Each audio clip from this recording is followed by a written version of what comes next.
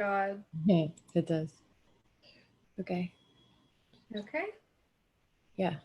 Oh, we're live. All right. Hello, everybody. Yes, we are. I've just gotten the notification. Thank you guys for your patience. As usual, Heidi and myself are fashionably late. Yeah, sorry about that, guys. All right. So, hello, everybody. Welcome to channel 27. If you are new, we have a little lag here. Is streaming okay, Jenny? It's loading. It's buffering. There it is. Okay, so the chat window just popped up. Okay. It's still buffering to get the feed, Okay. but there we are. All right. I see it. All right. Sorry, I can see the chat. Okay, there we go. Hi, everybody. Welcome. Sorry. Welcome. Just got off of work, so I am a little slow here right now on this computer thing. So welcome everybody. If you're new and you're not aware, this is Jenny Moonstone / what are you going by? So so I started all this as Moonstone, but then I just went back to my my real name, which is Constantine. So yeah. Yes. So Jenny is my BFF online. We do YouTubes all the time together. She's usually on my monthly shows. Jenny has a YouTube channel as well. So she will put it in the link as if, Jenny, you want to type it in the link? Yeah, sure. And I can do that. Jenny does readings, and we are going to do the readings for all the 12 signs. We're also going to maybe talk a little bit about some global events. Also, I will get the rods and we will do some rods as well. But I'm not doing live readings. I'm not doing, actually, I wanted to make a quick announcement and say, if you submitted a payment through PayPal, I am going to do your reading still, but I am going to take a little bit of a break. So I haven't answered a lot of people and I know that, but it is a much needed break. So I just can't, had a lot going on with work and it's just becoming too much. So, I could change my mind in 2 weeks, I don't know, and respond to the emails. But as of right now, with the situations that are going on, I just need to take a couple weeks hiatus from the readings. So sorry, I apologize. Jenny, though, is amazing at readings. She gives me readings all the time. I suggest you highly suggest you get a reading from her. And she has a website, jennymoonstone.com. And so make sure you check her out. Okay. Thank you. Thank you for that, Heidi. Appreciate it. Yeah, it's funny because I know, you know how it is with, you have like a really high volume. I know that's how it is for Heidi. She has a really, really high volume of clients. And especially around this time of year, with the holidays and everything, it's just so hectic. It's really, really hard to keep up. So I feel for Heidi in that respect. But me, however, I'm like really excited to get as many readings as possible. And just for the holidays, I posted on my Facebook too. I actually wrote a long list of gifts that you could give your loved ones for Christmas or whatever holiday you celebrate. That are really original and not from China, not from Walmart. So things like shungite, healing stones and crystals of all kinds make really, really good gifts. You can tailor those items to the person that you are buying it for. So if somebody really needs help with some kind of an addiction, or they're trying to clear patterns away, selenite, also known as desert's rose, is a really, really good crystal for that. Shungite is just flying off the shelves everywhere. That stone is really, really good for defending against and neutralizing electromagnetic frequencies, which are very, very harmful. So another thing, I said that indoor plants that promote clean air, that's a nice gift that you can give. Pretty much anything to avoid going to Walmart and getting cheap crap from China that they're just going to throw away anyways. They don't need. It's usually very toxic. And also readings of all kinds, a shamanic healing session, a Reiki session, a tarot astrology numerology reading. Trisha Gelder, I'm sure, is open for the holiday season to book numerology sessions. So I just think it's a really original, heartfelt way to show somebody that you care. to expose them to information like this, because for the price that you would pay for, I don't know, like a blender, like a high quality blender juicer, which obviously that's actually a really great gift too. But instead of like spending money on cheap crap that's not made in America. Yeah, it's so true. I mean, and you know, I will do gift certificates still, but I just can't confirm when I'm going to get them done. I mean, what I could do is readings and say, okay, now we're at 90 days and just give me some time to recuperate. But like, I'm just not even going to do that. So get readings from Jenny. I'm telling you, when I say this, like, I'm not just saying this. Jenny is spot on about everything all the time. I'm not exaggerating either. Even when we really don't want it to like be the case, it's like it just. Like, she's not only my friend, okay, and usually friends can't give friends readings. It's sometimes really tough. And I'm going to tell you that Jenny has said things, and they always happen. Like it is hysterical, and I wish I could tell stories, but I'm never going to tell the stories on here. But it is quite comical. So. Yeah. And I'm sure a lot of folks out there that, you know, have very intuitive friends and, you know, they believe in synchronicities. You guys, I'm sure you know the story. You know how it goes all the time. Something comes up, it happens 2 days later. You're like, oh, you pick up the phone. You're like, oh my God, you're never going to believe it. And it's like, no, I will believe it. I was there. I saw it coming, that sort of thing. Right. So, yeah. All right, guys. So let's, and then we're probably going to talk a little riffraff too, because, you know, I will say, there's a lot going on, isn't there? What should we do first? Well, I know that, okay, so you guys, you know how Heidi and I do this. We want to get through all 12 signs. We would like to do readings for all signs for December. If you still wanted to do that. Yeah, we got to do that. Yeah, we promised. So we're gonna do that for you guys. But I mean, honestly, there's so much going on in the news just within the past few days that we couldn't fit all of it into tonight's show. So maybe we'll do a separate show here in a few days where we discuss like what's going on out there. HW apparently kicked the bucket Friday night, late hours of Friday night.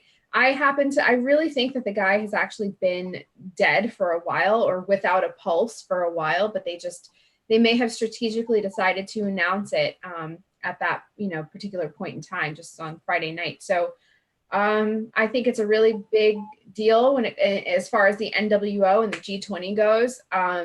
All bets are off. You know, this could be a really explosive December 5th that we're looking at here. Maybe you'd want to check out the astrology on that day in DC and see possibly what the stars have to say. Well, I'll say that I don't necessarily think it's the 5th. I think it's that whole week. I was checking it out today a little bit. So I think it's going to be some interesting energy that entire week. Honestly, personally, I like doing readings for people. I hate doing readings for events. I like to do it for myself. Okay. I don't give predictions to people. I give people advice. I give them some like guidance on what could happen and what this looks like and what you could do here and what you could do there. But I do not say, oh, you shouldn't do this on this day and this is going to happen to you on this day, because I can tell you there is something in, you know, whatever you want to call it, free will, whatever, you know, karma from this life, karma from that can hit you. So I don't necessarily, and when you have Rahu and Ketu in a transit, I can promise you, good luck trying to predict it. And I don't care what astrologer says that they can, it is not true. I do not believe you can predict this sort of house, the event, like somewhat of the energy, but tell you if it's going to happen or not and what's going to happen, good luck. So if somebody's in like a Rahu dasha or somebody's in a certain dasha that's very intense, I don't like to do that. And I'm going to tell you, the United States is in one of those interesting times. So the chart's insane. Cryptocurrencies are insane. Like I said from the get-go, I think deep state made cryptocurrency. I know nobody wanted to hear that, but I've been saying that since day one. Mm-hmm. It looks a hell of a lot like a lot of the crypto charts look a lot like the United States chart. So that's just a whole nother can of worms. And it's all over the place. Right now, everything's all over the place. And that's we're living in the Saturn prison. All right, guys, that is my conclusion. So It's like, how do we get through this crazy life? And not to sound like negative and stuff, but you know, and I'm so tired of hearing this whole escapade about this whole Trumpian or reptilian stuff from my friends. Okay. So I just wanted to say something about that, because if there's one person, if there's anything that I trust in this world, it's an astrological chart if you have your correct time of birth. I can tell you all the thousands and thousands of charts that I've read in a bar, at work, for readings, clients. It has never been wrong if somebody didn't give me my time of birth. I know that man's chart. I know how he thinks. I know how he is. He's not some reptilian, shape-shifting, whatever the hell you want to call it, that people have been on this little trip. I can tell you he's not. And once again, like I always say, I will stick my foot in my mouth if I'm wrong. Okay. But we will see. And I think it's very interesting. This has been bugging me for like weeks. So, and I've also been, this whole David Icke thing, saying it, like, I like David Icke. I think he brings a lot of good points, but I will say, I do not think that he wouldn't be in the scenario he is in, living right by the Queen, if he talks so much reptilian stuff. He wouldn't be in that state. It's just my opinion. Look at him. He's alive. He's talking about all this crazy stuff. You know, I'm sure a lot of it is correct, but you can't read anything and say, oh, this is the book I have to go by. Everything that this guy says is right. And if you do that, you're going to be, it's like reading a religion. It's the same scenario. You know, you have to be able to be open. You can listen to it and be open to all information, but then you have to be pretty discerning on what you pay attention to and what you abide by. Like, I listen to everything. I keep my mind open to everything, but I'm not going to say, oh yeah, hands down, that's the Bible, that's the way it goes, and there's no sticking to it, because then you're just going to be extremely disappointed, or you're going to look like an idiot when you're wrong. Well, yeah, I mean, that's all I had to say. That's all I had to say for the past week. And, you know, I love my friends that we're talking about, but when you go out and you start talking about stuff when you really don't know the facts, I just think, you know, we're influencing people and we're talking to people, and people like take some advice from us. We cannot be telling people, oh, this way or the highway. I just don't think it's a good idea. Well, it's true. And with the nature of this field, you know, researching and exposure and all the corruption and all of it, spirituality, religion, you have got to be fluid. You've got to be like water. You can't just, you know, read a book and then, you know, Jeff talks about these revelations, right? We have revelations, and we're all of a sudden we're like, oh my God, I didn't know that before. And this is such a big deal to me. You know, there are many revelations where all of a sudden you come into some new information and you think, bam, that's it. I have it all figured out. You need to keep the mini revelations kind of, you need to stack them up, and you need to wait a period of time before you come out of the gate swinging and just cling to a new truth or a new revelation. You know, you've got to be fluid. You have to be tactful. There are people that listen to us. They expect, you know, a certain amount of discernment. So, I mean, we're both talking about the same person.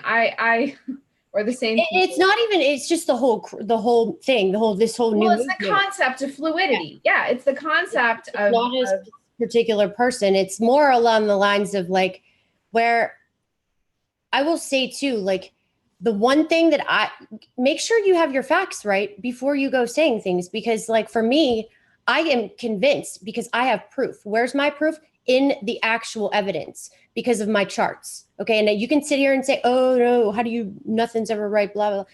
Bullshit. Okay. My charts are right. I have studied this stuff since 2013. It is never wrong. Never. Get a reading from me and you'll see. Well, you can't right now. But anyway, you could see that it is never wrong. Never, ever, ever. Like, there are no facts from somebody's mystery book. Okay. People just coming to, you know, giving their opinions about what they assume is not facts. Right. I don't care what anybody says. It's not. And like, to sit there and, you know, demonize people and say this and that, go by facts, go by evidence, go by crime reports, go see what the hell these people have actually done. Okay. That's what you need to go by. Look at the people that have actually lived the situations, and then you can talk smack and talk and make your opinions and everything. But like I said, and I'm not talking about, affairs or shit like that. I'm talking about like real stuff. All right. Sorry. I just had to get that out there because it's been bugging me. And if I kept my mouth shut about it, it would just eat me alive. Right. You know me. Yeah, for sure. So there's so many things in the works as well. December is going to be a really explosive month in terms of exposing details regarding investigations that have been ongoing. For those of you that know what I'm talking about, I am referring to Huber. He was supposed to publicly disclose, pretty much give us the data dump on his investigation. Well, it's definitely been a team effort, but they've been compiling data and investigating the Clinton Foundation for quite a while now. I believe since November 17th, the investigation was officially started. And if I understand correctly, the date, December 5th, actually has been postponed. I can't confirm that right now because, but in the event that it is postponed, I believe that was because it was on the grounds of making December 5th a national, shutting the government down, as a government shutdown in honor of George H.W. Bush. Now, I think this is very shady. We all know, and it is absolutely no secret to anybody, including President Trump and his administration, the heinous crimes that HW is single-handedly responsible for. So there is no way that, the Donald Trump that we know and admire and respect would actually be giving that December 5th day of memorial, day of mourning to Bush, unless he either really had no idea or he is just doing it for show. It's the part of the plan that we don't really appreciate when we see him publicly, commemorating this evil person and saying, oh, in loving memory, this, and that, he was an American hero. Either he's acting, or, which I hope he is. He's acting politically correct. Right. Because he can't have any more enemies. He doesn't usually act so politically correct, which is why I'm like, what is he doing? But I also know, I also believe that this week and just December, early mid-December in general, is going to be so significant that I think that this is kind of a setup, honestly. I think that this is a little bit of a setup. So I'm very interested to sit back and observe what happens next. I think you're on about that, because what did we say on the phone about that whole, we were talking about what was that called? Oh my God, come on. We just talked about this yesterday on the phone. 5G. Yeah. And something they're not the Masons say, but who says the 1,000 points of light? Yes. Go ahead. Yes. Talk about that real quick. Yeah. So, okay. A lot of people have heard of the 1,000 Points of Light Institute, which was founded by HW and his associates. And so repeatedly, and for very many years, HW has made reference with this by using this phrase, 1,000 points of light, 1,000 points of light. And Friday, this past Friday, for no reason that I could understand at the time, I kept getting this incoming hit over and over and over again of this 1,000 points of light, 1,000 points of light. And I really wasn't sure, I knew that, I'm like, Bush used to say that, right? So I did a little bit of research and I saw that Donald Trump very recently did publicly have something to say about Bush's constant use of the phrase 1,000 points of light. And I made a Facebook post about it on Friday night. It took me a while to make it because I was, obviously trying to word it correctly and I was thinking very hard.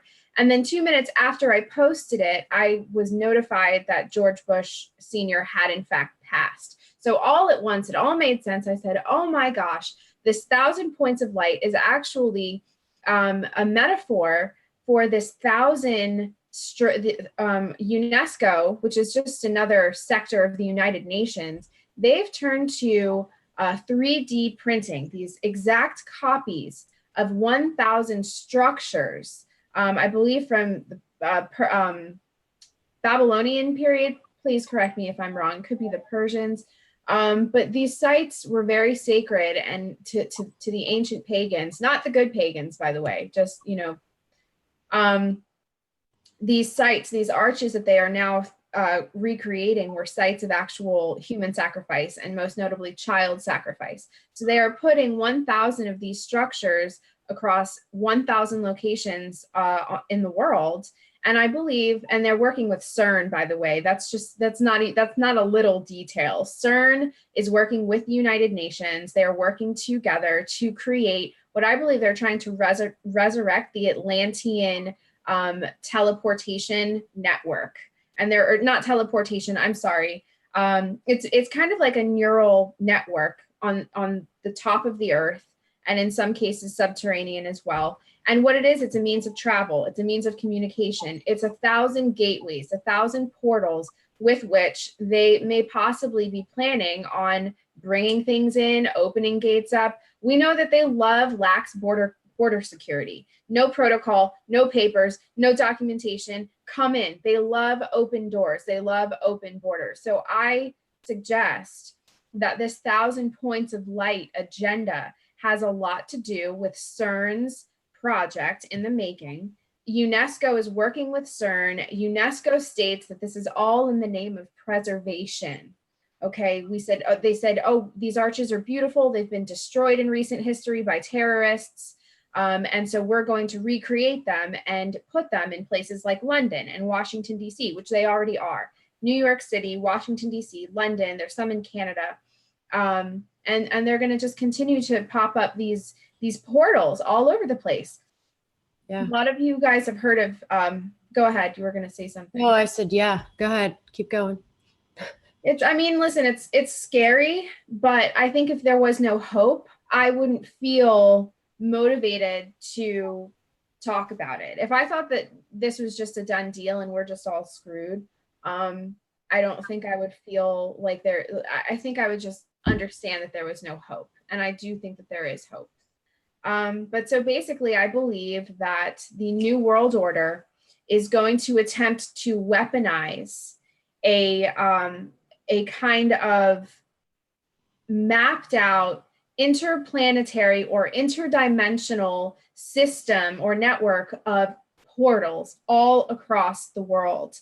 And, and I think that program is actually running parallel to the 5G program, which is very dangerous. So, just some food for thought.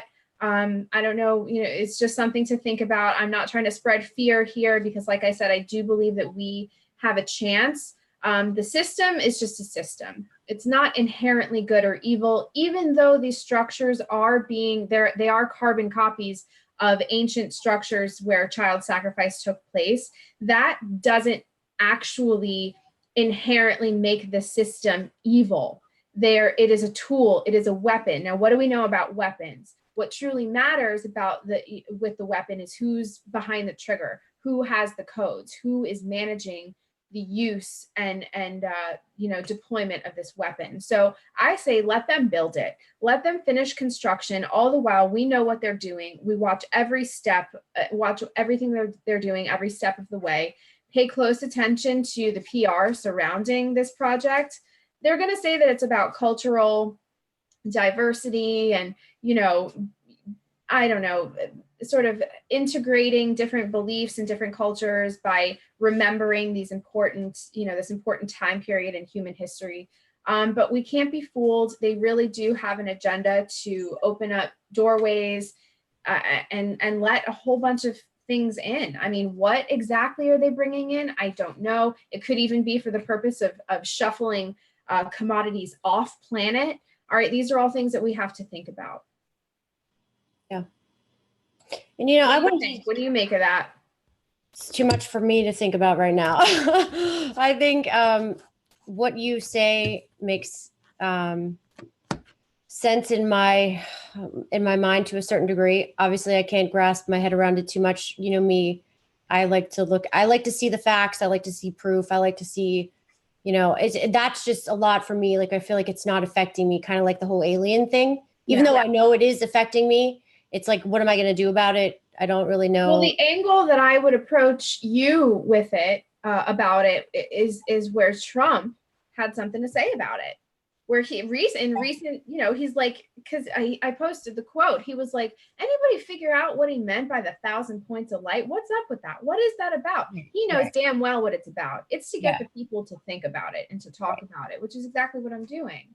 Right. So I mean, it is what it is. If they want magical warfare, they can get it. We just need to get our shit together and organize and rally and ground ourselves in our truth and our power, which doesn't come from evil. It doesn't come from a dark place. It comes from love. It comes from friendship, and it comes from wanting the best possible outcome for humanity. It'll never be perfect. Heidi and I talked about this recently.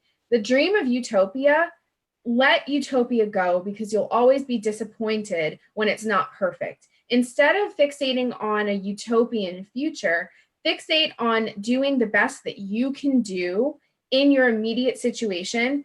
Yes. All the time. Always just do what you believe is the best course of action for you, for the people that you care about, because the solution really is the most beneficial timeline for humanity. Okay, so it's not going to be perfect, but there are so many paths that we can take.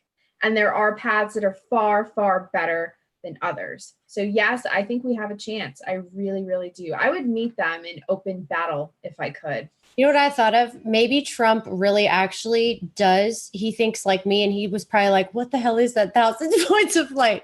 Trump's not much of the magician. No, he's not. But he's been born, bred, and groomed. He knows that we're up against black magicians. He does. This is not lost on him. No, he does. He is well aware that these people are Luciferian, or whatever you want to call them. He said that a while ago, though, when he was like running. I think he learned a lot more. Mm-hmm. You know, I do. Oh yeah. Well, he's being told, like, he has to know. First, he's brilliant. So the first thing you want to know about your enemy, you want to know about what your enemy is motivated by, how they think, what their strategy is. There's no doubt in my mind he's well aware that these people are into really dark blood magic. You know, you got to think about what they would do, and they would utilize a huge international network. Basically, it's a big demonic telephone. It's a big demonic subway station. You get off here, you get off there. You can bring them in all at once.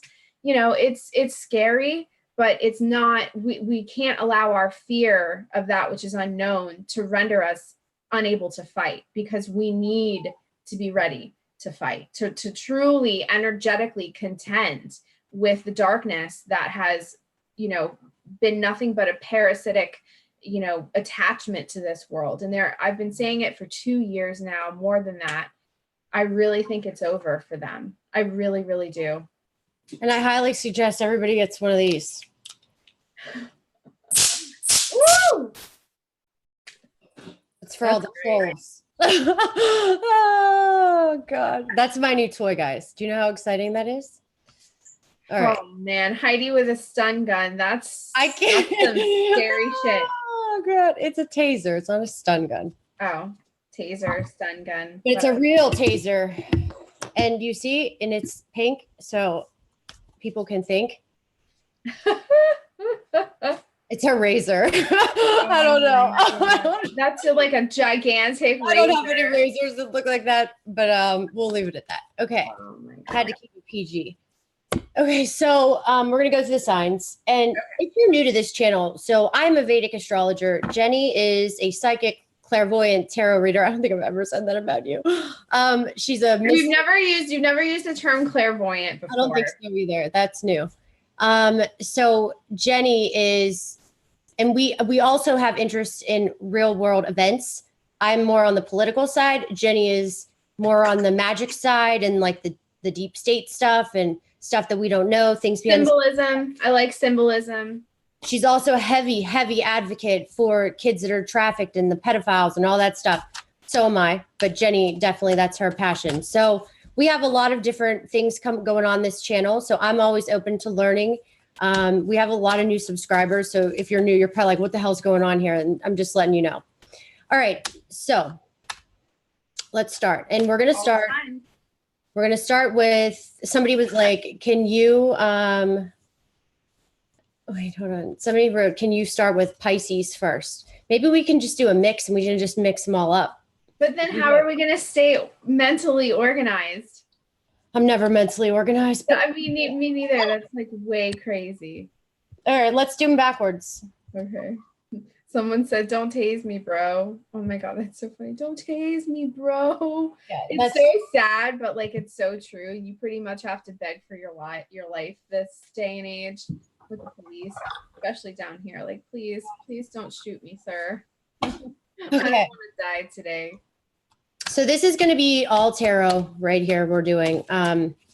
You need to go, but you can go by your rising sign if you know it. That's what I suggest. You can go by your moon sign if you know it, or you can go by your sun sign. I'm a Vedic astrologer, so what I go by is not what the Western people go by, but that's just me. But if you're watching this live, you'll connect. So just say, or you could just be like, "Hey, I'm going to be a Scorpio tonight," and go by that. You just pick. But I'm sure you'll get some sort of message from us and what to look out for in the month of December. There, I have no, specific topics. I just pull cards and see what they say. And Jenny, are you going to do any specific system here? Yeah, I'm gonna do my my oracle card or my significator card, which is going to represent you, not you, Heidi, but whomever whoever is represented by that sign. And again, use your intuition, go by what you're really feeling. It's entirely possible that we'll do like a reading for Aries, and somebody with some Aries that is super active right now will really resonate with that particular reading. So, and typically our philosophy with these live readings is if you are here, if you've been guided here out of all of your choices that you have of things to do on a Sunday night, if you're here, you are meant in some way to hear that message. Okay, so we hope that you enjoy. All right, we're going to start with Pisces. Pisces is going to go first. Okay. Way to start it off. All right, Pisces, let's see. What do we have in store for you?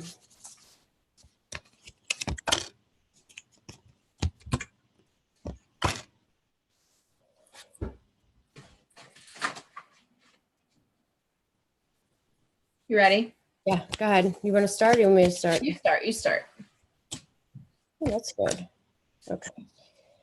So I would say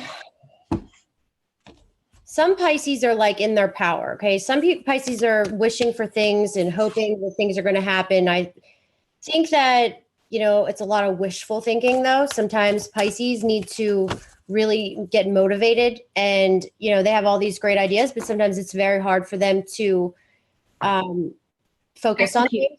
Yeah. So I think you need to build and rebuild if you're working on something. If it's, a vision, if it's an idea, if it's a relationship. I think some Pisces, their kids could be in some sort of weird spots. Not all of them. There's a message here for not just a Pisces, right? It's like, there's a lot of messages I'll give you. So take what you want to hear. Also something in 5 weeks, 5 months, 5 days can, possibly come about, or maybe even an opportunity. But I do feel like something needs to end. And also, God, you go, and then let me just start thinking a little more about this. Okay. So I don't think I was specific enough when you asked me the question about my system here, but so I'm going to do the significator card, which is going to represent the person, the sign, just basically their system right now. It's a snapshot of you. Okay. And then I wanted to look at the external environment, kind of what they were going to be exposed to in the month of December, kind of what the outside world was going to feel like, what that was going to look like. And then I wanted to look, the other card I was going to pull was to look at what you can be doing, what you should be doing, what will serve you best to handle your external situation. So, I mean, just before we even get started with that, know that December is a very hectic time. Doesn't matter what holiday you celebrate, even if you're a pagan, Islamic, Jewish, Christian, Catholic, Protestant, everybody is doing something this time of year. Corporate America wouldn't have it any other way. If you're international, you're not spared from corporate greed as well. Everybody is spending money. Everybody is getting together this month. lots and lots of responsibilities. So I know that that's going to be reflected in tonight's readings. So my significator card for the Pisceans this month is unfortunately the Nine of Swords. It's not ideal, but Pisceans are notorious for being hard on themselves. They're typically their harshest critics. There's a lot of negative self-talk. The Nine of Swords has a lot to do with going over a situation over and over and over again in your head and keeping yourself really fixated on words. Okay, swords have a lot to do with communication, harsh words, points of contention with other people, difficulties, conflicts, contracts, things like that. So there is a lot of anxiety right now within Pisces right now. Pisceans are one of those signs where I feel like it starts to just build up. Yeah. They're so emotional. They're so guided by their emotional reactions to things that their depression and anxiety can get really way out of control. So on the external side of things, what's going on around you? I actually have the Death card. So Heidi, you mentioned things ending. I get that too. So it could just be the fact that the 12th month of the year, we're bringing 2018 to a close. So I think that this has more to do, certainly not anything to do with actual death, but I think this has more to do with tying up loose ends, really being thorough with everything, going out, on a good foot. The reason why I feel like it's a positive thing and not a negative thing is because when I look at what would best serve you, what you should be doing, I have the Three of Cups, which is celebrations. It's children. It's jovial, carefree, casual fun. It's lots of, meals together. This is a celebration card. So, this to me looks like Pisces, relax, stop with the negative self-talk. Stop with the gossip. Don't get caught up in petty words, exchanges of words. That doesn't serve you in any way. Focus on the children. The Three of Cups is children, good times, food, drinks, that sort of thing. So just focus on the lighthearted essence of the month of December, if you can. And I think that would be a nice way for Pisces to close out 2018. Okay. There's a couple other messages. Okay. So some Pisces need to end unhealthy relationship. Number one, that's like, there's no questions. All right. You 100% need to. Some Pisces could get into a relationship, possibly women. Okay. So women could, but maybe something comes a little bit slower. Also, I have the Star. There are some Pisces in here that are going to have some success. If you're a Pisces moon, I'm going by Saturn. Well, Pisces moon or Pisces rising, not Pisces sun. I don't do sun signs. I would say this is kind of specific for you because I'm looking at your chart. Pisces rising, Pisces moons, you're having a 10th house transit. So Saturn is there. Is that me? Yeah. So really affecting your career and how people see you and how the public sees yourself. So, Saturn's there. This is a long transit. Saturn's, can definitely do good things, but it can manifest miracles. It really can, but it also makes you work your ass off. Okay. So this is a great time for any Pisces risings or Pisces moons to really, and this is Vedic astrology. I'm not talking Western, Vedic. You have to Google it. Okay. So Google it. This is not Western. So if I know that's why I should have never gone here, but I had to. But I do see like something might get stalled or delayed, but don't give up hope. Leap of faith, manifesting miracles. You get a lot of this, a lot of positive. But of course, there's some riffraff. Some Pisces like to hang on. Pisces like to fix people. They like to take care of everybody. So they can't, it's funny because all the Pisces readings that I'm doing in my head, all these people are running through my head. And it's funny because that's exactly what their readings turned out to be. But some need to get rid of the unhealthy relationships and people that block them from doing what they really want to do. Pisces want to take care of everybody. And sometimes you just can't take care of everybody. Stop being so nice. Grow a set. All right. So that's for some Pisces out there. Okay. Aquarius. Oh, God, Aquarius.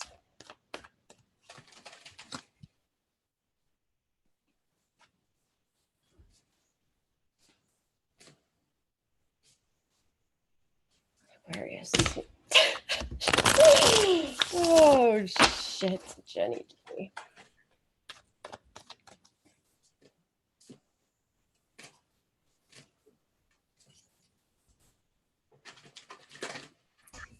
Sorry, Aquarius. That's not looking too swift for you, but too swift. Sorry. Okay. So some Aquarius is here. We have the Tower reversed, the Four of Wands reversed, and the Wheel of Fortune reversed. Jeez Louise. Doesn't sound very fun. Okay, so I'm not going to do an astrology from here. So if you're an Aquarius sun, this can probably relate to you, whatever. There could be an unexpected shakeup, okay? And I definitely see something ending for sure with a friend, a relationship, a partner. Money's kind of tight right now.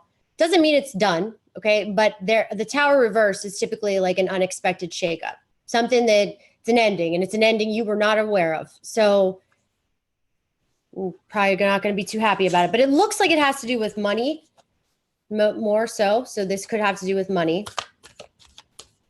I'm not done. I give lots of messages, but Jenny, you can start. Okay. Oh, but don't worry, because you get the blossoming abundance card. All right. So and some Aquariuses might have positive things. It's not all Aquariuses are going to have that, the negative. But honestly, Aquarius, a lot of people that have Bitcoin and cryptos have a lot of Aquarius in their chart. So I'll say, this is how you feel now. Absolutely. Delays, Wheel of Fortune reversed, the Tower, unexpected money flies away. But guess what? Hold tight, blossoming abundance. It'll pick back up in the spring. Okay. Go ahead. Okay. So my significator card is the Four of Swords. Okay. This is actually not a bad place to be because for the month of December, Aquarius, this has a lot to do with keeping the peace for the sake of survival. So I don't know if this has something to do with, you said that, and this says peace and harmony. Like, yeah. No joke. I flipped that as you said that. Go ahead. Well, I believe it. So, and again, December being a month of hectic, get-togethers and reunions. I will say too, I think that this holiday season in particular is probably going to be one of the most contentious holidays for people, especially in this country, because families, friends, people are so divided by politics and religion more so than ever before in this country. So I think that this Four of Swords, really, we're talking to everybody here, but Aquarians in particular, you're really going to want to keep the peace for the sake of survival. We all just want to get through the holidays, get through the month of December without, irreparable damage to our relationships. Okay. So I have two princesses actually, which is really interesting for your external environment in the month of December, as marked by the Princess of Wands. This has a lot to do with to me, it marks how temporary this hectic energy is. So it's like rush, rush, rush, lots of, there's lots of things going on, all kinds of comings and goings. The Princess of Wands is a very spontaneous energy. Okay. She's also, she has a lot to do with messengers, like lots of phone calls, lots of coordinating events and things like that. So, but she really is a very fleeting card in the sense that she's here one minute, she's not the next. So as an external construct, what that is the very fleeting nature of the hectic environment that you're going to find yourself in this month. And it really speaks even better to that calm state, that peaceful truce kind of, I say truce because that's the name of my card. But it really speaks to being calm, being a peaceful liaison, kind of, the moderator a little bit. And then when you're asked what, the card that signifies what you're asked to do and what action, what mentality would best serve you this month, I have the Princess of Discs. Again, this is asking you, because it's a princess, it's a coming and a going. It has to do with messages. It has to do with mentalities. This is asking you to be temporarily extremely practical. Okay, so be very focused on the day-to-day, be very focused on what needs to get done right now, as opposed to thinking too far ahead. this is really a card about, you know, taking care of yourself, basic things like hygiene. If you don't know what to do because you're so overwhelmed with to-do lists, and you have to appease that person, you have to be careful what you say around grandpa because he's sensitive, or you have to be careful around, you know, cousin Susie because she's a liberal, whatever the case may be, this asks you to calm down and say, you know what, go wash your face, go put a cute outfit on, or go, you know, go take care of yourself, go smoke a cigarette, or not smoke cigarettes. We shouldn't, you know what I mean? Like, go outside, take care of yourself, ground yourself, calm down. You only have to deal with these people temporarily. And I know, like I said at the very beginning, I anticipated cards like this, but here they are. Also a lot of children, young people. So I don't know if this is about the young children. You know, the season has a lot to do with children. It has a lot to do with getting in touch with your, you know, inner child. Entertaining and stuff requires that we be creative, that we do all kinds of multitasking. So, but the best message here for Aquarians is definitely this sort of calm energy. Just remain calm. Be as neutral as possible. Now is not the time to fight or argue or stand up for anything. It really is about survival. Some Aquariuses need to go to the doctor too. Some Aquariuses are spending way too much money and have unhealthy patterns and addictions, and you know, can have unhealthy emotional issues too. So, you know, just leave it at that. Okay. Capricorn. This is testing me. Can I reverse the signs without? Yeah, I can. I've done that. I do that sometimes to fall asleep. You know how people count sheep? Yeah. Count signs. Is that funny? I do. Sometimes I'll do it with the nakshatras. That's tough. Oh my gosh. Can you imagine? Yeah. Just thinking about it. It gives you anxiety. Okay, so Capricorns. Capricorn rising, Capricorn moons are definitely going through an interesting period right now. A lot of isolation. I'm talking about Vedic astrology too. A lot of isolation, a lot of change. Could be beginnings, but they could have been, you know, faulty beginnings, like beginnings that taught you a lesson. Could be an accidents, health stuff too. But Ketu and Rahu have been in your first and seventh house for the ascendant. And if you're a moon, it's conjuncting your moon. So if you're a Capricorn moon, you could be feeling a little depressed. And lately, you only have a few more months of this left. Ooh, yeah.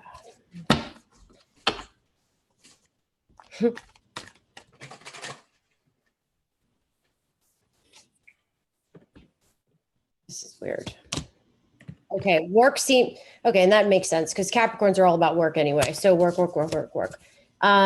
Capricorns, something didn't come in quick enough. Maybe you're just hoping. Oh my gosh, I was just gonna say slow. Yeah, you're dealing with slow working people and things that are not happening fast enough. Absolutely. Yeah. Seven of Pentacles reversed, Two of Wands reversed, Three of Wands upright, Ace of Wands reversed, Two of Pentacles reversed. Things are just, yeah, and that's what K2 does. So here's the deal: if you're not on your path for ascendants and moons, K2 will take things away from you. He will make things not happen. He can make good things happen too. K2 can, but K2 does well in Capricorn usually. So, but typically, you know, that was all work there from me. So work enemies, foreign people, foreign countries, foreign lands, family members. There's all kinds of things going on here with these Capricorns.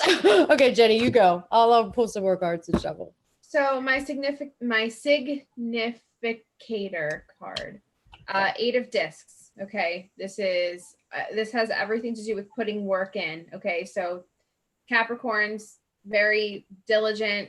This month is going to be very diligent, hardworking. You're going to be very focused. Lots and lots of emphasis on budgeting, meeting deadlines, creating schedules, creating space for yourself to get things done. Don't over, I'm telling you right now, it's like, don't depend on a certain source or something that you depended on before that was really very efficient and you satisfied with it. I really get the feeling like there's something slowing down processes. I don't know if this has to do with something at work. I don't know if this has to do with logistics, things like travel or, bills getting paid, not getting paid, and the reason why I say that things are slower than what you want them to be or what you're used to them being like, is because I have the Knight of Discs here to represent your external construct. Now, the Knight of Discs, he's the slowly but surely kind of guy, but I really get the sense, especially based on like what you said, that brought it home for me, was that you're going to get frustrated because things are not getting done the way you want them to. They're not getting done fast enough for you. So really, if you want something done, you have to get it done yourself. Yeah. And you just have to kind of accept that and move on. What you need to be doing to move forward, like what is being asked of you, how you should best, the mentality you should adopt to move forward the best, would be the Death card. That's what we have.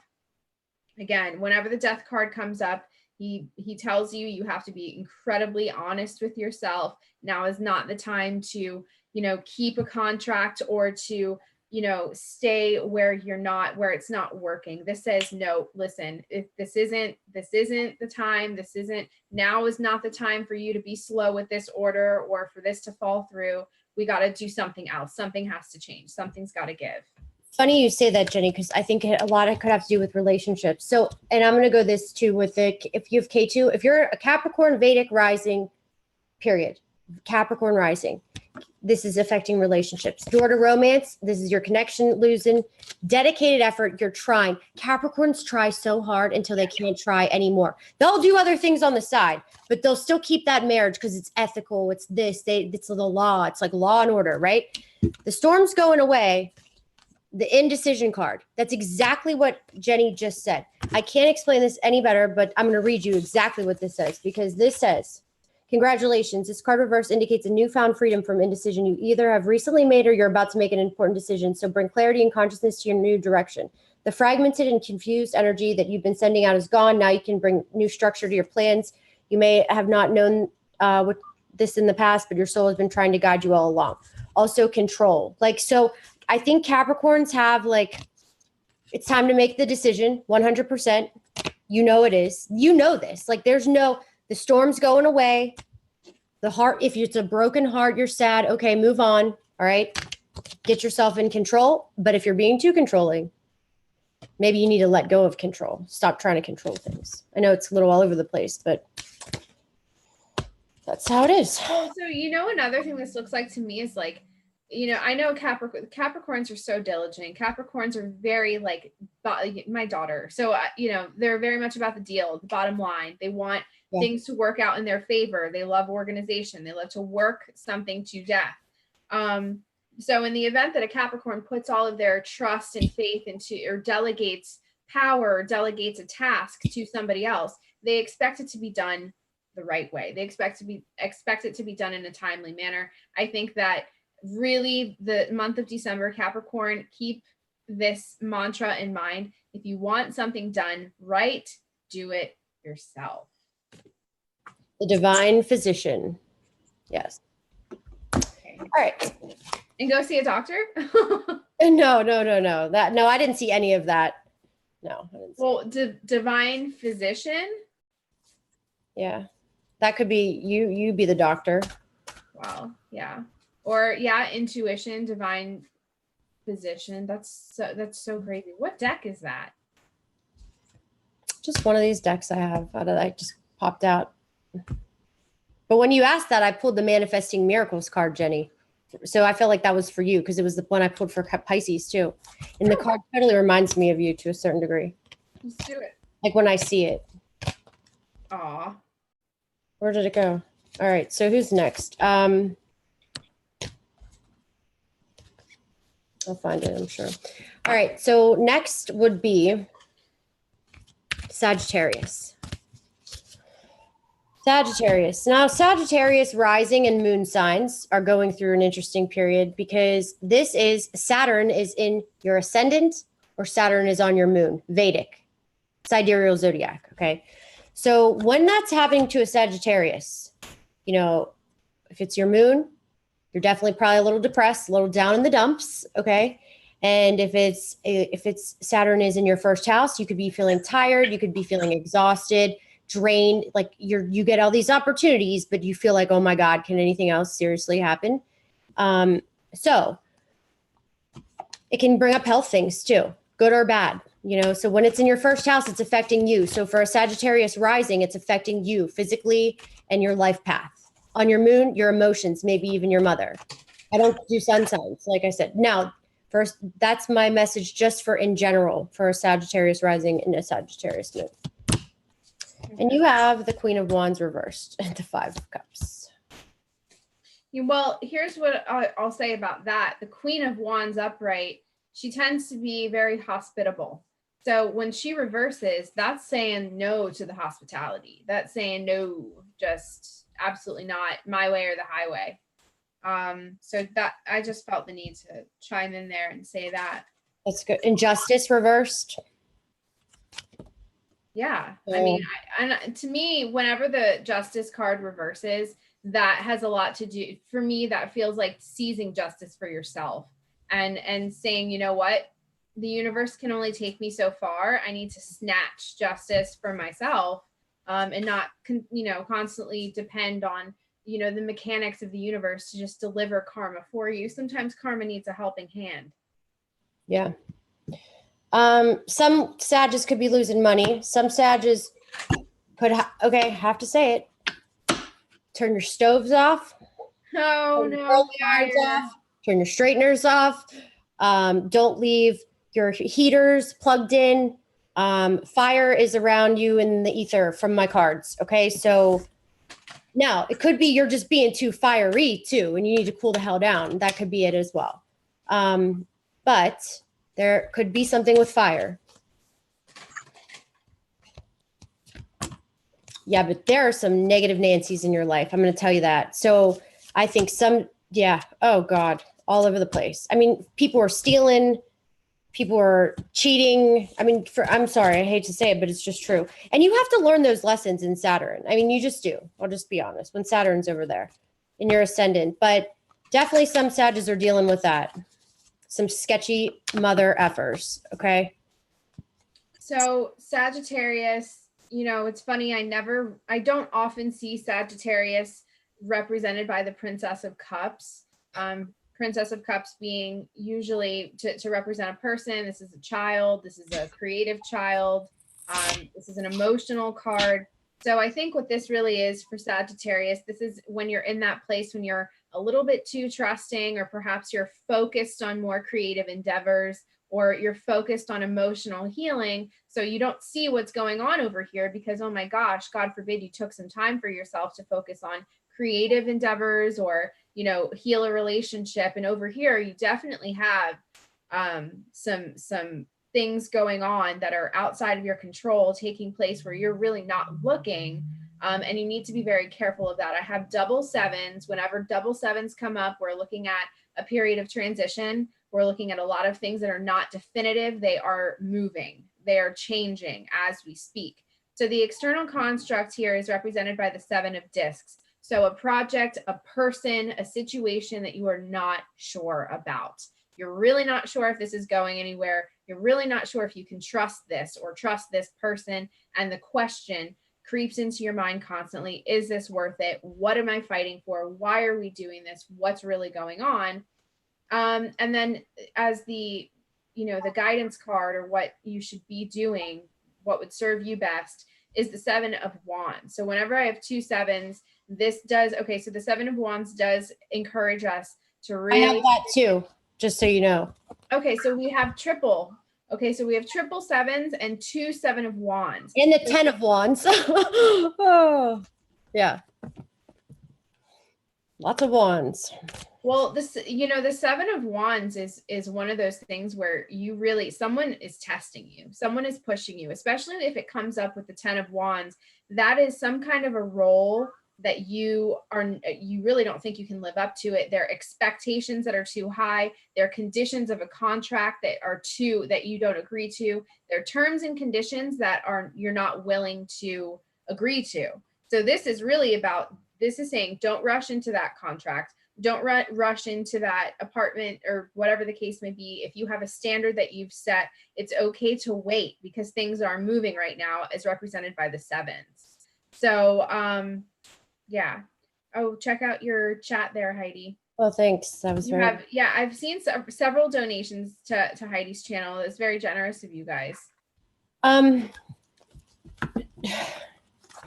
So some Sagittariuses too. I would think you're maybe you're just like really, really busy. Okay. And you're trying to juggle things at once. I saw a comment in here about, you know, somebody wrote this and I'm glad they did. If you're a skeptic of this Vedic astrology and everybody's like, oh, Saturn's in Capricorn, what are you talking about? Okay. No, I want you to go on your app, your Droid, your iPhone. I want you to go to the App Store and download Star Chart. Literally, it's called Star Chart. You can go see the constellations. Any app that you can see the constellation, you know, you stick your phone up in the sky and you can see all the constellations. You will see Saturn is in Sagittarius. You will also see that Jupiter, it just entered Scorpio. It's not in Sagittarius, like everybody says. So go do that.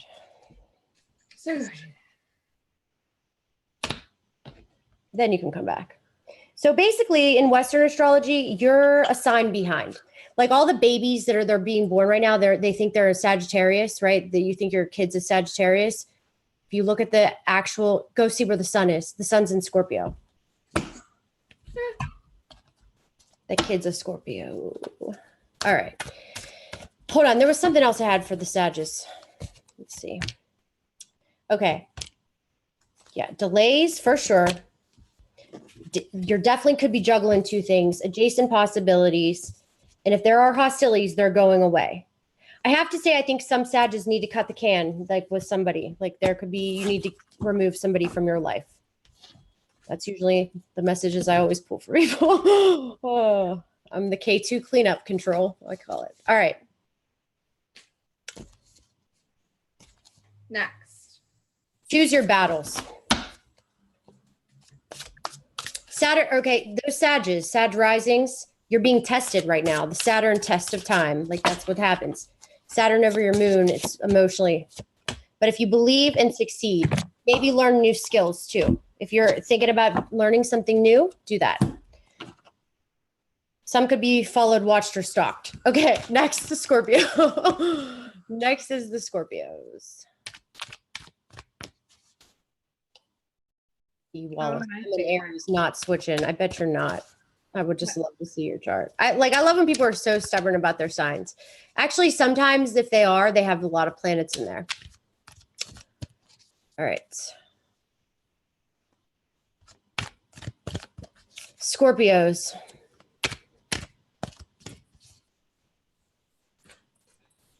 I love Scorpio. Better. Jenny, you know what's funny? In November for Scorpios, the cards we pulled, my God, they so came true for me. It was like an end of a job. You know how I got switched at work and everything? It was like, holy hell. It was the next day. I swear to God. It was like, you're moving to this community. It's wild how it works. It was. That's the thing is like, you know, tarot in particular, maybe even a little bit different from astrology. Tarot is a real time mirror image of what's going on. 100% agree. I think tarot is way more, tarot is more accurate for right now, right there, like a real time situation. It's better at predictions. Like you want to talk about predictions, tarot is better. And if you use it with astrology, you have no idea. Like, it's just amazing. Well, JP Morgan said millionaires don't use astrology, billionaires do. He also told you use Western astrology. That's why he's rich, because he's probably using Vedic. Absolutely. Use astrology. Use your sun sign. Yeah. Right. Okay. What a shicey bastard. Right. think about this, guys. How many babies were born today that would make that baby a Sagittarius, right? A shit ton of babies. How many babies were born today in, Annapolis Hospital? Probably just one at a certain time. Your time is the most important. Your ascendant is the most important part of your chart. Your moon is how you think. The sun is irrelevant. You look at the sun for your father, your career, your soul. Okay. But you don't look at it for if you want to know if you're going to get hit by a bus or not. All right, Scorpios. Oh, that was a little Scorpio stuff. Scorpios. Oh, fuck. Sorry. Oh, my God. Holy shit. That's so funny. Oh my God. I don't think this could be any worse. Holy shit. What? Oh, stop. All right, you go first on this mess, please. Okay. Scorpio. Dearest Scorpios, let's see what we have for you. So, it's not so bad. Maybe that was for me. Okay, so again, I have a repeating card. So to signify the Scorpio right now, I have the Princess of Cups. Again, we know that Scorpios tend to be very emotional. They're loyal friends, but they're even worse as enemies. Okay, so when a Scorpio is in this kind of vulnerable state, that's actually when they're most dangerous, because if Scorpio wants to share something with you or show you a side of them, they expect you to freaking, reciprocate. They expect you to see them, to hear them, to appreciate that the Scorpio is stepping out and, showing you the side of themselves, because Scorpios can be very guarded.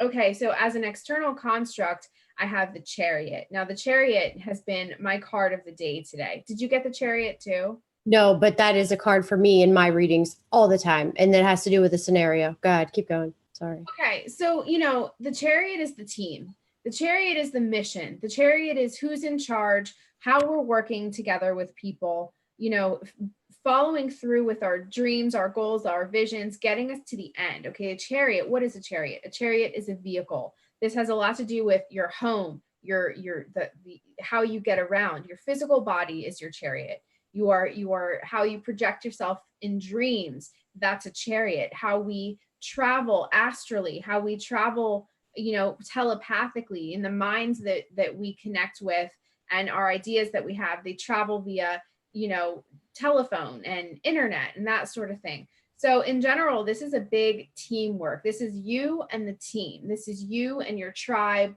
your company, your family, a relationship that is incredibly important to you. This is your career. This is pretty much everything that is you in a very outwardly expressed matter, how you relate to the people in your life, the people that depend on you, the people that feel that you're important. And then when I look at what you need to be doing this month, what will serve you and your highest benefit is the Eight of Wands, which is really, this is about clear-cut communications, like being incredibly deliberate with your delivery, incredibly deliberate with your speech, who and what you're saying, who you're saying it to. This is not the time to sugarcoat. And so this is also about reaching out, taking the opportunity to make networking connections, being really, really proactive. So just to give you a contrast, if I felt, or if the cards were letting me know that what you needed to do is kind of lay low this month, keep to yourself, practice self-care, I would tell you that. And I'm not getting that at all. I'm actually getting that Scorpio needs to be incredibly proactive and communicative with the people in their lives. They need to be deliberate. They need to ask for what they want. When Scorpio expects everybody around them to get them to understand, they'll just become disappointed, because we're not all mind readers, Scorpio. We need you to tell us what you need, what you want us to do. Yeah. Heidi, what do you want me to do? So somebody said, you should show the cards. I don't show my cards, because if I showed you what I was reading, you would be like, how the hell did you get that out of that? So I don't do that. I would just confuse the hell out of everybody if I showed you my cards. I have about 10 decks here on the table. Okay.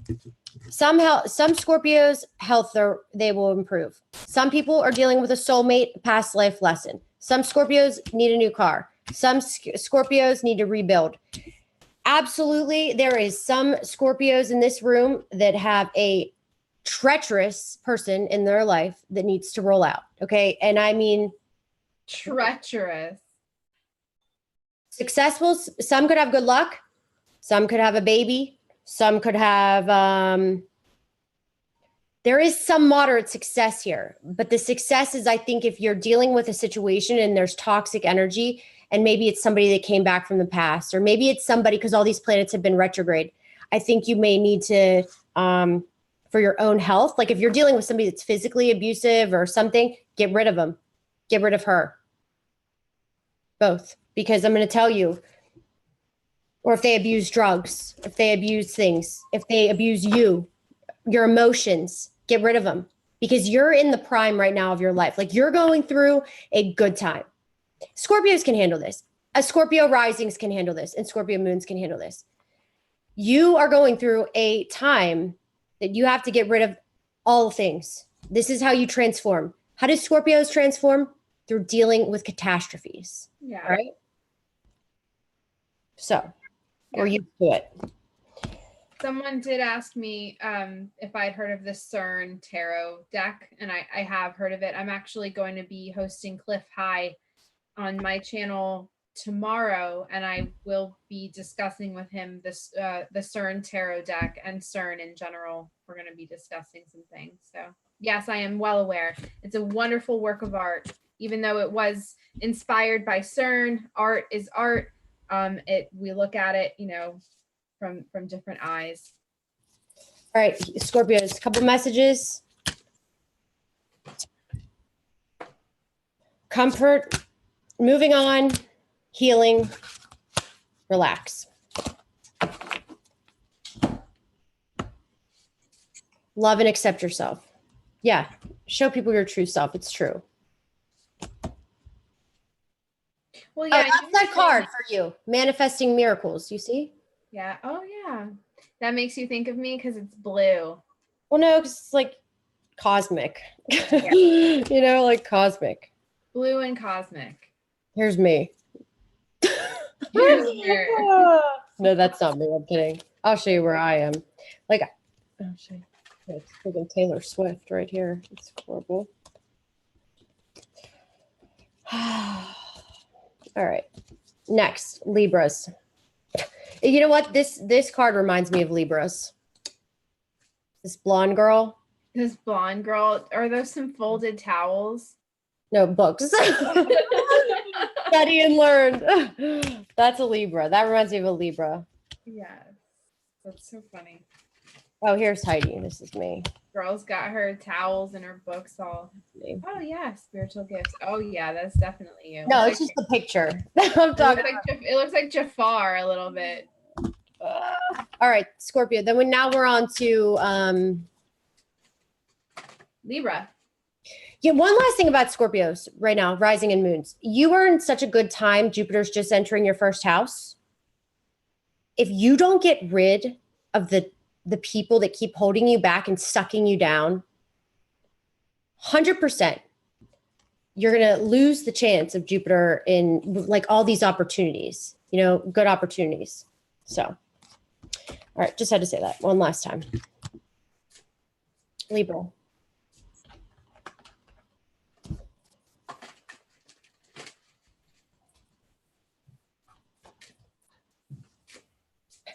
See Jolene. She's a Scorpio rising with K2 in the first, just like me. I have Mars there. She is K2. Well, just so everybody knows, Jolene also offers readings. Maybe we can give her the opportunity to provide her link in the chat. And I know that, you know, she does a really great job. She's been doing this like for a really, really long time, to my understanding. So Jolene, if you can hear us now, go ahead and let people know how they can find you, where they can find you.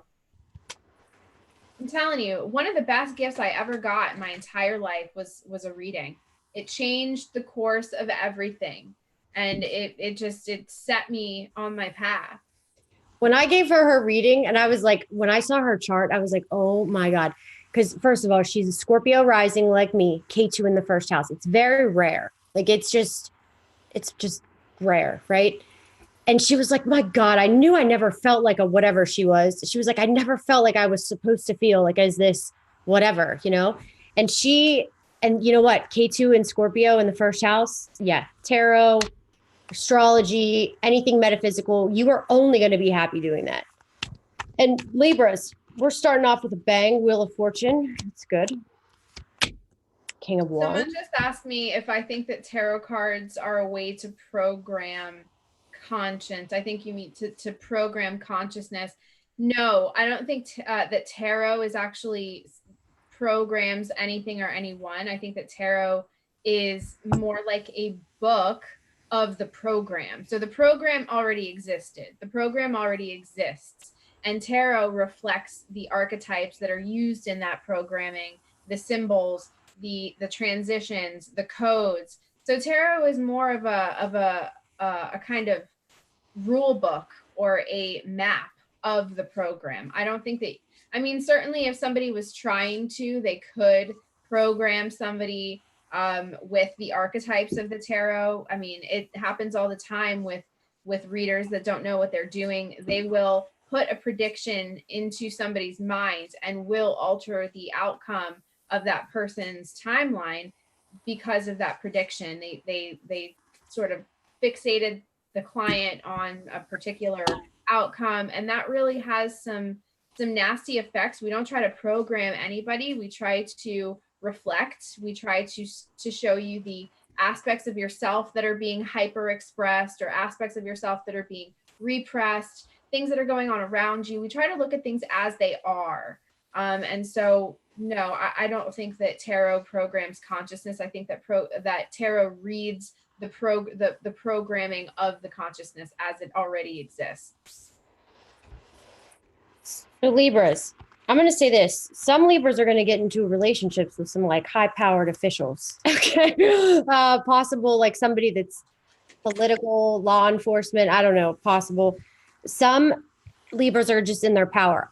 Some Libras, this is very relationship centered. Okay. The Lovers, the Emperor, the King of Wands. So like whoever you meet this, and then I have good cards for the women too. So like no matter who Libras meet this month, it looks like could be good. Okay. Wheel of Fortune, maybe somebody that's wealthy, or maybe you're going to have wealth. Or maybe there's so far nothing really negative at all. Like at all. And maybe even a pregnancy. It's interesting.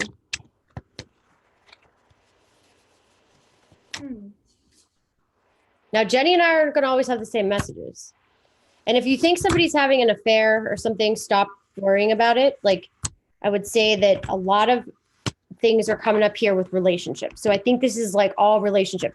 And if somebody did have an affair, maybe you need to forgive them. Or maybe you had an affair, forgive yourself. Okay. You don't need to tell everybody, but maybe you just need to forgive yourself. Sorry. So forgiveness, don't hate, meditate, and the miracle of nature. I like the miracle of nature. I have a little bit of a children / pregnancy / marriage possibility here. The reason why I say that, my significator card is the Queen of Cups. Now, obviously, there are plenty of men out there that are Libras, plenty of male Libras that will hear this. And I'm not saying, oh, look at you, you're the Queen of Cups.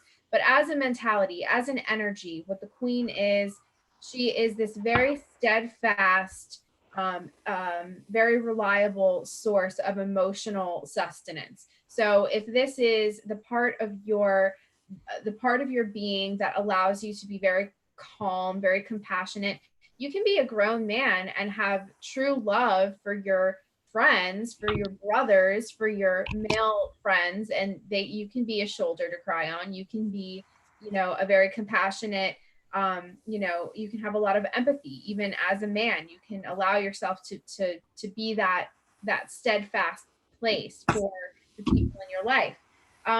As an external construct, Libra, this month I have the Four of Wands, which is actually really great. This is a card of celebrations, sharing space, sharing actual, being in close proximity with people that are also celebrating. So this has a lot to do with, Christmas and New Year's, and people just coming together, sharing space, sharing things, sharing ideas, conversations.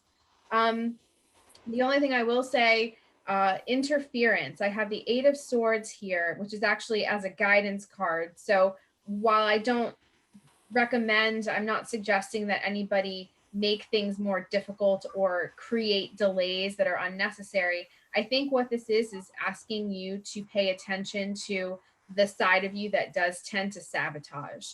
So if you do tend to, cancel plans a lot, or you have a tendency to put things off or delay things or not call back or not respond, that sort of thing, you're going to want to pay extra attention to that, because it looks as if you are, there are people around you that are looking to you to be that emotional, that kind of that steadfast place. So you're going to want to give extra this month. You're going to really want to stretch yourself, and be that for the people that need you right now. But channel that Queen of Cups energy, because it's there, that emotional, steadfast nature, where you're just really compassionate. You say you're caring for a friend, you're helping a friend out, that sort of thing. You're being asked to be like big brother, big sister this month. That's what I have. Also, I think some of the Libras are having some issues at work. Okay. So there's not all Libras that are sore and pretty. Relationships, yes, looks good. But some are also, I put transformation. So lots of transformation, refusing to see, helplessness and hopelessness, and dreams coming true. This was the last one. So I almost feel like Libras are being blindsided by their own negative thoughts. Okay. And you need to, relax, because this is the outcome. So things are going to come true and it's going to be good. Maybe you don't realize how good you have it, which we all do that every once in a while, right? Work on your base chakra. That's what it says. There are some enemies, though, for some of Libras. Well, okay. Not. There's always enemies. Virgos.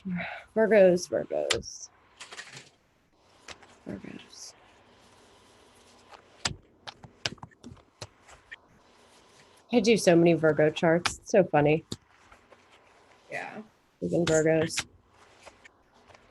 I was a Virgo. I'm the most un-Virgo human being that there is. Absolutely. I'm direct like a Virgo, but that's because Sagittarius is my second house with Jupiter in it. And my 10th house is Leo with Mercury. I'm no Virgo. Like, I don't like math. I don't take notes.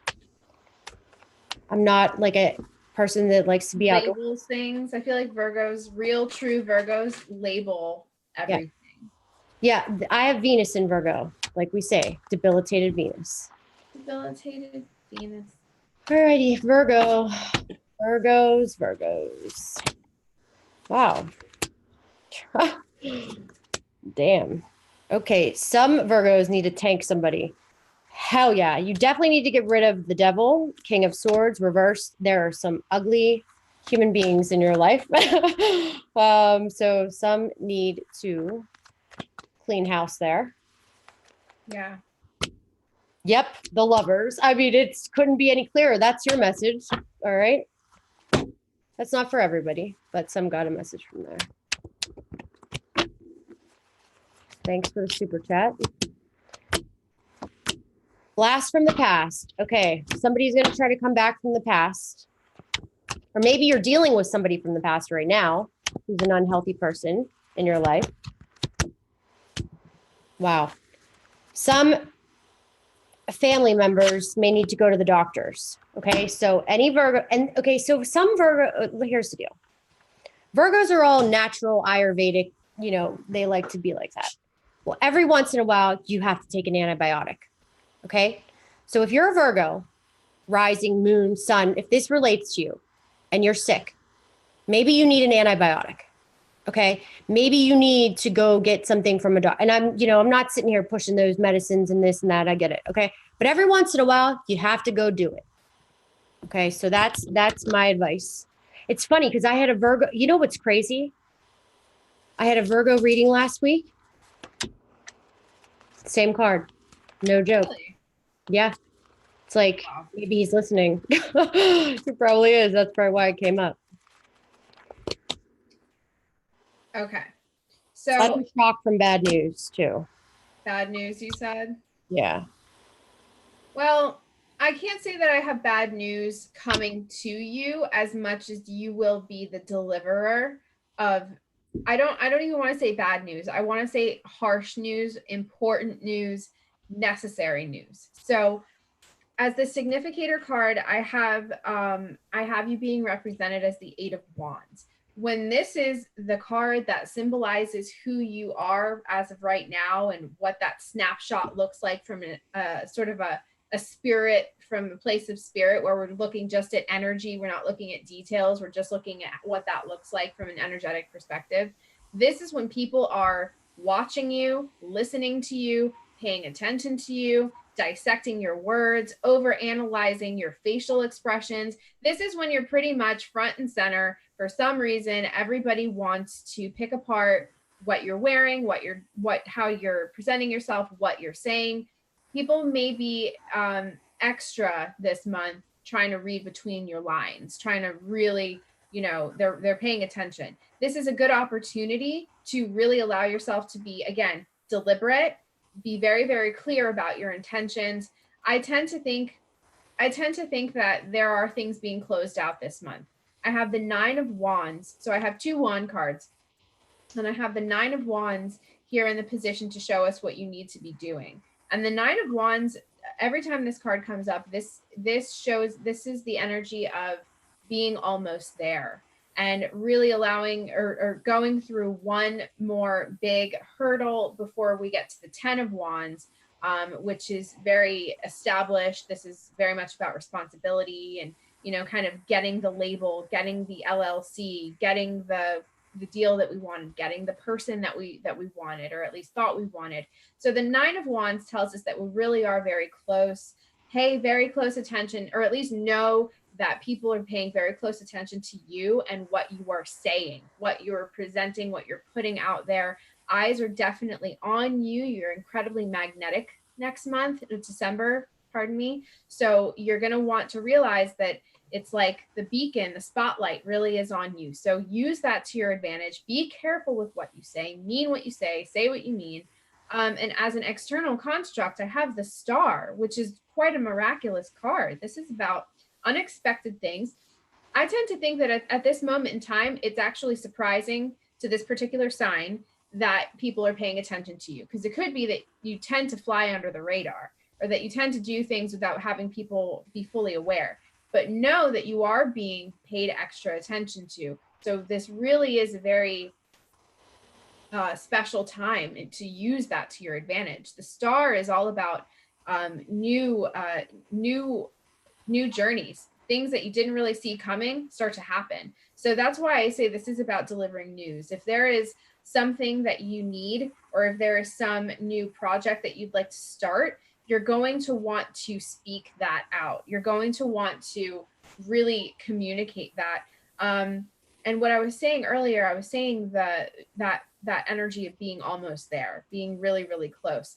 I have a feeling like something does need to end, because the 9 of Wands does tell us that we've been sticking with something for long enough, and we really want to try to see something through. But sometimes you need a change of direction. And the Star comes in and gives us these unexpected turns of events, gives us these opportunities that we're like, oh my God, there it is, that sort of thing. So I just want you to know, be very, very careful with your delivery, be deliberate, speak clearly, speak what you mean to say. Don't get lost in translation. Hostilities. You may have some enemies around you. You have a journey that could get delayed, and a contract could come through. So.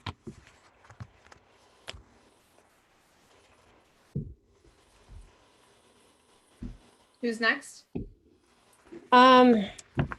Virgo. Leo. Leah. Leos, Leos. And oh, I just happened to look at the last card of the deck, which is the sun. So that's good. Okay. So I feel like we're off to a good start. How many are we? How many do we have? Yeah, Down? we're on sign 5. So 5, 4, 3, 2, 1. Leos.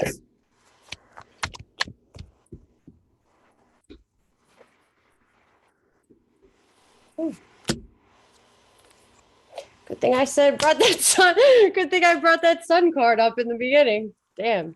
But it's gonna be okay. That's like the outcome. Honest to God, it's like, okay. Sun card. I looked at it. Great. But let's just be honest. I got a shake up. Tower reversed, unexpected. It's an ending. The Ten of Swords, Queen of Pentacles. Reversed. They're all reversed. I'd have to say somebody or something is going to be like a holy hell, what just happened ending. That's crazy. Yeah. And but the sun, look, the sun card upright was like, made me either think that's a good beginning. So don't worry, like No, relax. sometimes the sun is sudden death. Well, that's if it's reversed in my eyes, okay? Or it could be the end of a job, maybe. I don't know. Possible. I have the sun. I have the sun too. I have the sun as an external concept. So this is what's going on around the Leo, in the Leo environment, everything that's outside of the Leo's control as marked by the sun. I mean, I would say that typically that works well for a Leo because a Leo is very much the sun. Yeah, I mean, they're very much in their element, in the spotlight, and in that solar, very phallic, place where things get done, and it's all about action and willpower and the power of energy and momentum. So I have the Lust card, also known as the Strength card, as the significator card for Leo. I mean, we Ace know of Leo's. Swords. I'm sorry? Ace of Swords. No, I don't have any aces. Oh. But as a significator, whenever the Lust/Strength card comes up, this is actually a really great opportunity to face down any nasty patterns or temptations or addictions. A lot of times when we can't overcome, the Lust card will be reversed, or I'll see cards around it that show us that we're having a hard time controlling ourselves, controlling our impulses, our wants, needs, desires, when what we want overshadows our logic and our reasoning, that's when it becomes a problem. But the Strength/Lust card as a significator shows us that you actually are very much in control, or at least to strive for that. That is what you're going to want to strive for, is self-control, control of emotions, control of impulses. But typically, especially as other people see you, it is typical for a Leo to be perceived by the Lust/Strength card, because they're very powerful people, very resourceful, very creative. They love the attention. They don't shy away from it. It's very intense. There's a lot of intensity with Leo. Leos need to change their diet. Maybe stop eating meat. Leos love to eat meat. Cut the cords. There are some relationships that need to go away. Okay. And I feel like the relationship thing, that was my first endings, because I'm going to tell you, I have success with work and I have the Ace of Swords and the King of Pentacles. So some Leos, I would say looks good with work. And that's why that Sun card came up. Maybe you have some person in your life that's bad, that's tying it up. So career looks good. Well, also, what is it? You must add a little troll. As the guidance card too, I have the Knight of Wands, which is forward motion, a great idea, lots of motivation, moving very, very quickly and deliberately in a certain direction. Okay, so if there is a new project or a new idea, this would signify that this is good. Okay, because the Knights are coming and going, they're great ideas, they're mentalities. And so the Knights tend to get things done.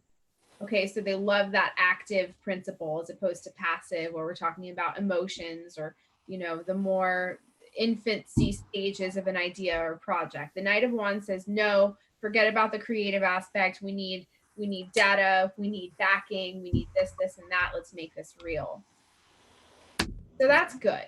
That's forward motion. We like forward motion. We don't like backward motion. Sometimes we can stay still if we're required to take a break and really ponder things, but not in this case, Leo.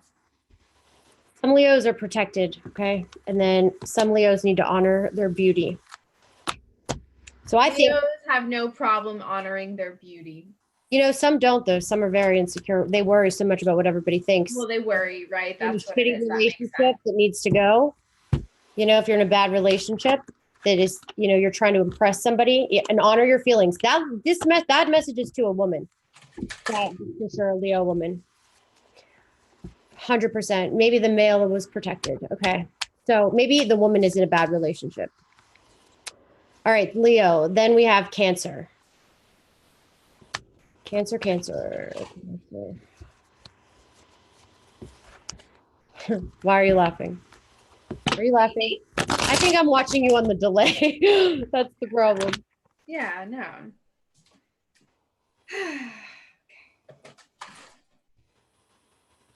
You know, I saw somebody in the chat said he thought he was a Leo. He said I think he thought he was a Leo and he had a respiratory infection or something.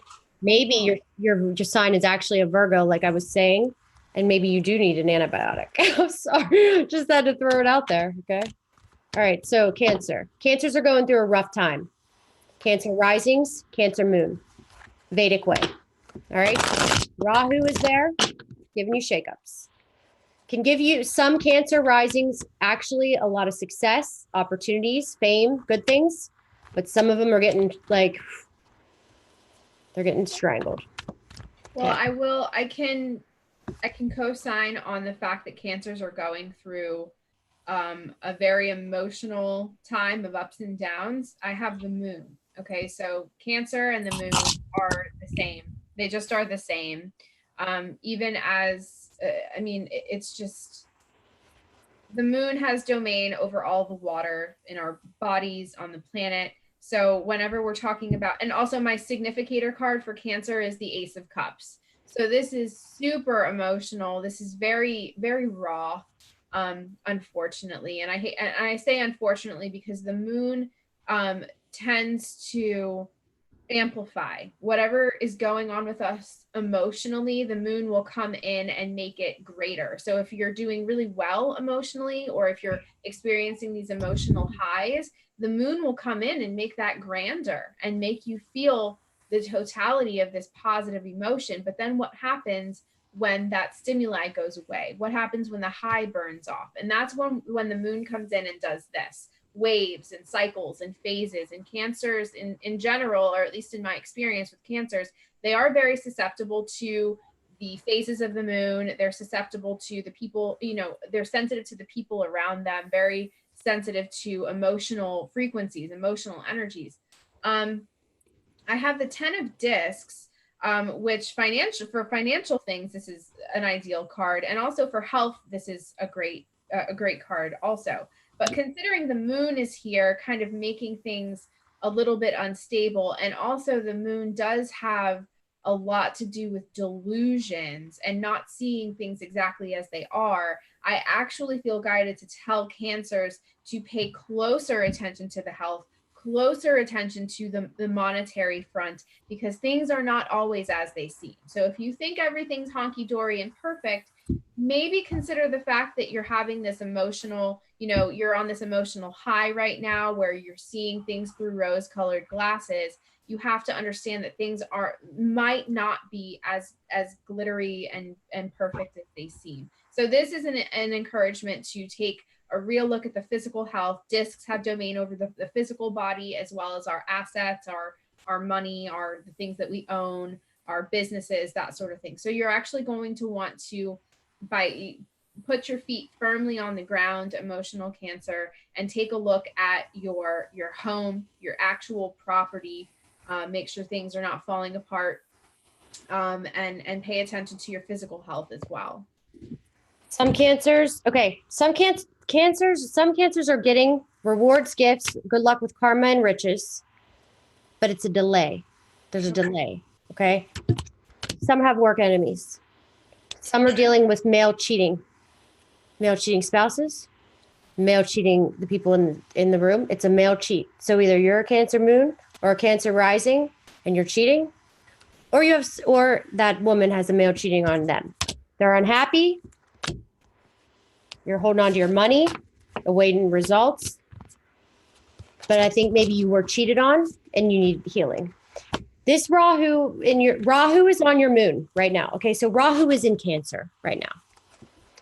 When Rahu is in Cancer for the Cancer moons, it makes you a little crazy. Okay, and it's exactly what Jenny says: illusions, delusions.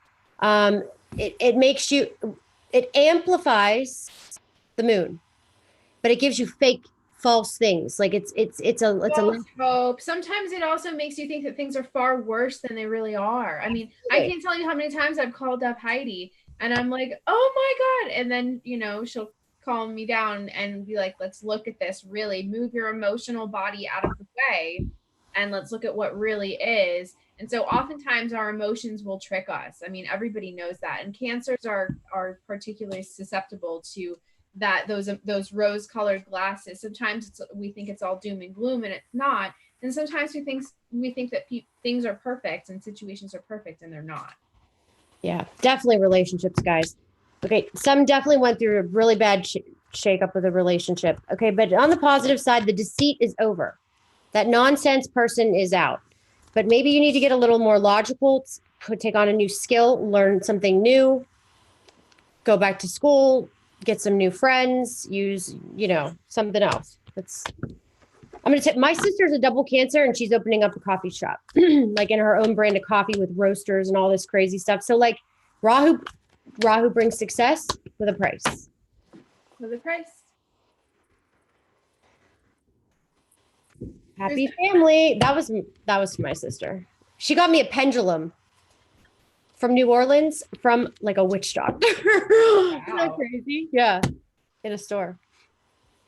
It's pretty. Yeah, I got to show you after.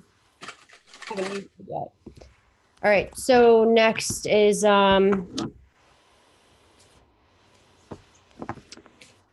Gemini.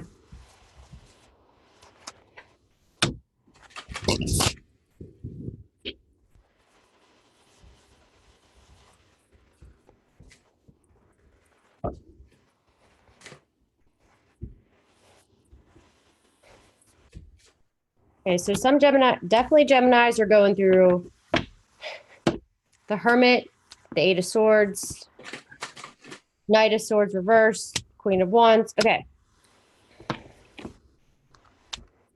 Some Geminis, I would say, are really like going isolated. And that's also Gemini risings. You are having a very intense transit of your 8th house. Big change. Also, so like big change. All right. We'll just leave it at that. Positive side, you got the Star. Okay. So I think a lot of it's in your head, quite honestly, because the tied up with this, a lot of it's in your head. But maybe you're like retreating from something or somebody.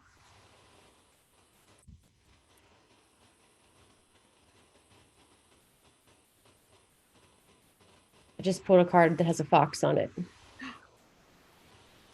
So, okay, Gemini. My significator card is the Eon, also known as Judgment. To have this as your oracle card, or your significator, this has everything to do with how critical your sense of self-criticism, your sense of self-analysis. So if you're overthinking the words that you're saying, or this could really have to do with, sometimes people have a really great level of self-awareness and they're able to take a step outside of their bubbles and they're able to see themselves and see their actions very, very clearly. And they can see, oh, I see what motivated that decision. I see what motivated, my thought process there.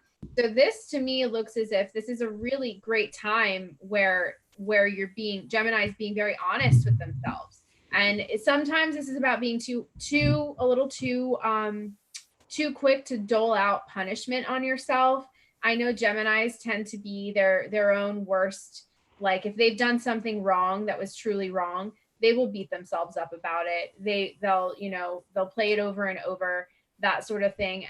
And so in general, this looks to me like someone who believes that they're going to have to pay for something that they've done, or they're going to have to carry something around with them.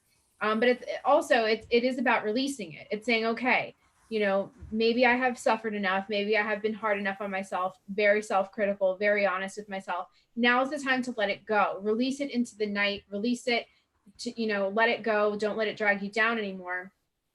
And I can see that it really is about your actions and what you've done, and kind of like the negative self-talk there. And I can tell by the external constructs and also the guidance card. So as the external construct, again, we have the 7 of discs, which is not inherently a bad card, but every time this card comes up, it offers the question, am I doing this the right way? Am I doing this to the best, for the best of everybody around me? Is this serving me? Is this a good idea? And so in general, this is, I see Gemini being incredibly self-critical, very analytical with everything that they're saying and they're doing, carrying around something that they've said or done a while ago, or 10 years ago, or something in the past that just keeps coming up, resurfacing. It doesn't look like it's necessarily this big, horrible thing. It's just, you're really hard on yourself. And you don't necessarily need to be, because again, I have the guidance card here. It's the 9 of Wands, which is a card of strength. And this is also about being almost there. So it's okay to be done with the criticism of yourself. And it's okay to just graduate to that next phase where you've released it. You have a clean slate. It's okay to move forward with that clean slate. You don't have to keep reopening a wound for the sake of, oh, have I learned my lesson? Have I come far enough? Do I need to revisit this painful memory or this thing that I did wrong? No, you really don't. It's actually okay to, go outside, look at the stars, and atone for what you've done. So, I mean, I hope that helps. I felt strongly about that one. So a couple things too, a couple messages. Some Geminis have some work enemies. Some are living in danger. Danger came up twice in 2 different decks. Okay. And living in danger, you're danger from somebody else. Watch what you're doing. Okay. There could be somebody out to get you. Somebody that wants to steal something from you. Could be like a person, or maybe it's a relationship or an affair or something like that. But somebody's living in danger. And if you're living in danger, I promise you're going to get busted. Okay. So if you're doing something bad, you will get caught. On the positive side. Neon or judgment also has a lot to do with instant sort of cause and effect, and you say something or you do something and it has an instant effect, and so that's something to keep in mind also, is that if you do something, you can expect to see the results of this, good or bad, everything in between, very quickly thereafterwards. So for what it's worth, I wanted to throw that out there too. Also, Magician upright, the High Priestess reversed, 7 of Cups, so there's a lot going on here. But on the positive side, door to value, card 31. Gold coin opening up, money, coins, jewels fly toward you through an open door, revealing a golden city, and points for a potential exciting new beginning or expansions where work and money are concerned. Perhaps new opportunities totally unexpected, perhaps something you've been working toward for quite a while. Either way, keep your eyes open for this new beginning to appear in your life. Know that anything you value may open to you now. I know a lot of Gemini energy is in the cryptocurrency as well. So it's interesting because how this is like panning out for that too, just how it is. But some are living in danger. Okay, so let's go back and remember I said that. Okay, so Taurus. We have 2 left, Jenny. 2 left, Taurus.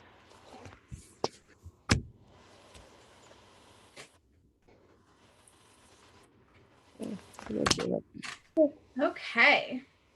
Oh, Rex is here. What's up, Rex?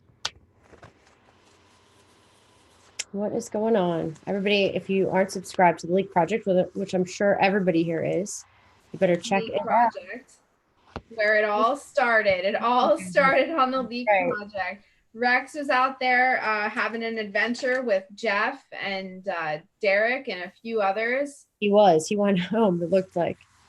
Yeah, geez. I mean, listen, you guys, to get the whole scoop on that, head over to Crazy. either the Leak Project or Derek Bro's channel or Jeffrey Doherty's channel. And all three of them, and I'm sure that there are others that I'm not naming, but everybody has kind of documented their experience of what happened to them over the past week. If I understand correctly, there was a shutdown, something of a standoff, and their plans were not allowed to be executed the way that they envisioned.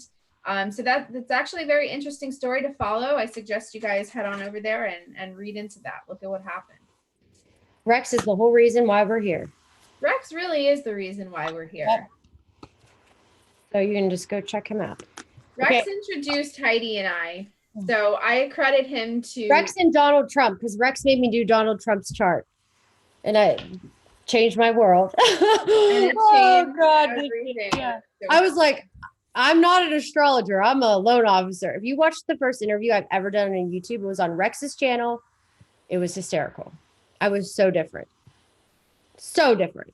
Oh my God. Well, you know, we've all evolved. We've all become, you know, different kinds of readers, different kinds of speakers, and it all just changes. Taurus, there's lots going on here. I think you're off your path. Okay. I think you're off your path. You have all these gifts, but Tauruses can be very stubborn. Okay. I would say you're being like, there's all kinds of things going on. I don't even know where to start. Like, you want happiness, you know, there could be affairs, you know, there's just all kinds of things going on. It's like you want to have your cake and eat it too. And Tauruses are very, very, I mean, they are like that. Tauruses are the ones that are ruled by Venus. You know, it is extremely, extremely all about money, sex, drugs, you know, like not drugs, but now this is where it gets luxuries. Taurus likes luxuries and things. Yeah. Comforts. Yeah. And so they're not all crazy. It's like they're the ones that are, how do I say this? Taurus is not going to let you know that they're like this, though. You know what I mean? They're like behind the radar. They're like the Scorpios. To be honest, they are very similar to Scorpios. So Scorpios have this crazy like sex side, but it's behind the scenes. And that's same with Taurus, like very much so. And Queen of Pentacles. So Taurus, I have to say though, some are having some really positive things. Okay, for sure. But Strength, Page of Cups, Queen of Pentacles. So money looks good, I'd have to say. But I have good things. I have fabulous reading for Taurus. The Wheel of Fortune just flew out reversed. So, but it's never usually bad. It's maybe just not as good as you wanted it to be or something. You know? Priorities changing. You're hanging out with some weird people. I think it's who you're with. Who you're hanging around is what you're putting yourself in with work, friends, whatever, groups, networks. Like say you have some shady friends. Yeah, that's why that's what it is. It's like who you're influencing. Some need to go to the doctor as well. Okay. So business, Taurus. As my significator card, I have the 10 of Discs, which is actually Mercury in Virgo. So you can, you know, I tend to think that that's like having all your affairs in a row, like having all of your affairs in order. What's that? Dreams coming true. Yeah. And third eye chakra. Tauruses find themselves very hard to get intuitive. Okay. Because they're all like, there's a lot of money, finances and stuff. They worry about security. Well, they're very practical. That's like you like trusting, like, no. So yeah, they're very practical. They need to see it. Earth signs need to, you know, the proof is in the pudding kind of thing. Data. Intuitive energy can sometimes be messy, and it's hard to organize that. It's hard to base that in some kind of a solid foundation. So I understand. Significator cards. My significator card, like I said, is the 10 of Discs. This is actually a really great place to be. Okay, so if you feel like you have things under control, you know, you're feeling good, health is good, or at least health is something you need to be paying attention to. Health is at the forefront. This could be good or bad depending on, you know, whether or not you're taking care of it or you're not, or you're just kind of like pushing it aside. But as the external construct card, I have the Ace of Cups, which really, with the exception of getting into starting a toxic relationship or falling in love with the wrong idea, the wrong person, or the wrong situation, the wrong location, with the exception of any of those things, it's kind of hard to see any nasty thing here. Which obviously it's very possible for people to fall in love with everything that's wrong, but I don't get that here because the guidance card is the Knight of Cups, which actually tells us that this is a time to trust our emotions. This is a time where our intuition is actually very strong.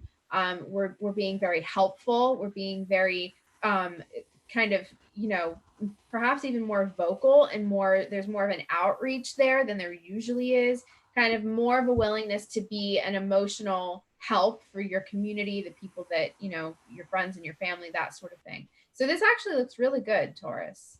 Really good. Yeah. Okay, Aries. But those impatient Aries are like, what's going Aries on? are so used to going first that they're like, what happened? happened? I know. Are Vedic compatibility calculators any good?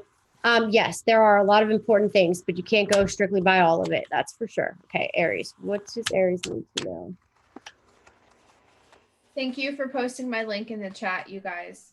Heidi, one more depth info on retrograde K2 and Rahu. They travel. They're retrograding, so they travel backwards. So they're always retrograding. Aries are being deceptive. First card I pulled.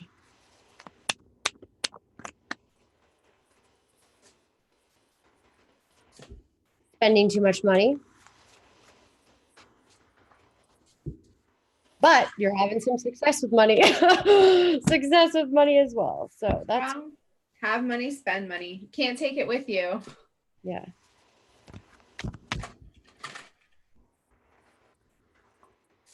Oh, damn. Could be from a lawsuit, justice. But you could be spending too much money and then you could end up losing something. But it's justice is upright, so that's good. Whoa, King of Cups. Okay. Custody issues, child support. High Priestess, Queen of Pentacles reversed. Kids, money for kids, gifts. Yeah. Money for kids. Kids are expensive.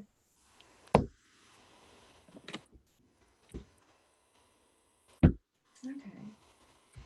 Aries is actually like in his element, his or her element this month.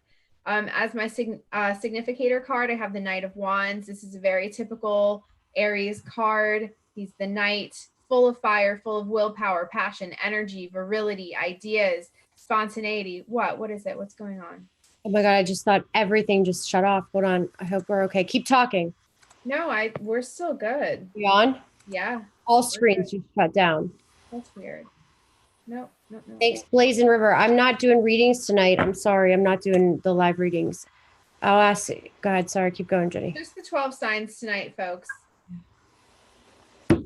So, okay. So we can really, I see Aries very much in his or her typical form this month. So not too many variations. It's kind of like I see you as having the same mentality this month as you had last month. So not too much of a big change.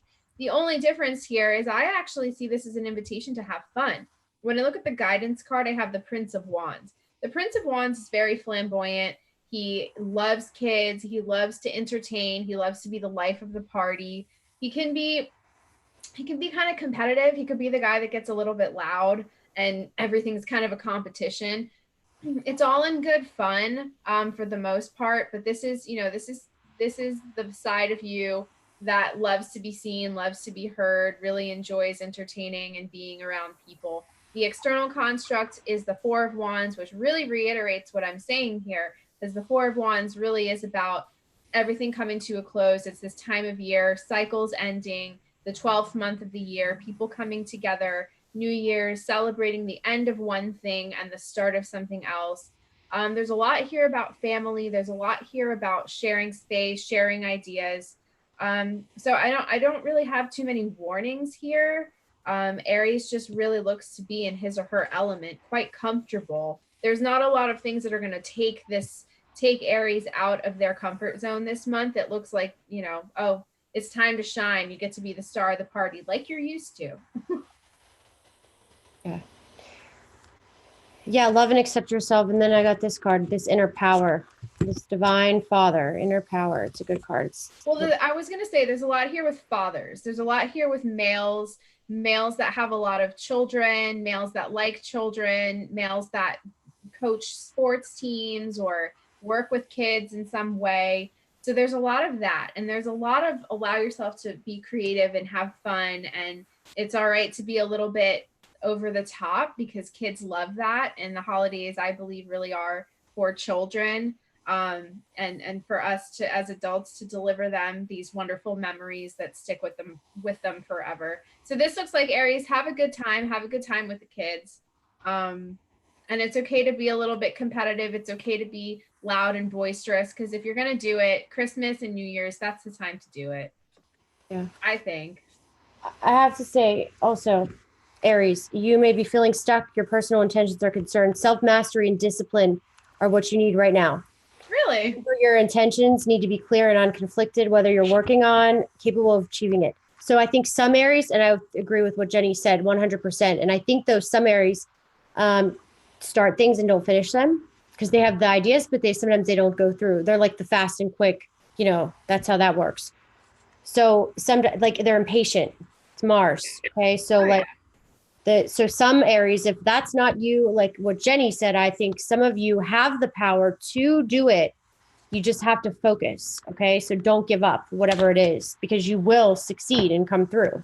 That's really like another stance to that message. And you might need to break some unhealthy patterns. Okay.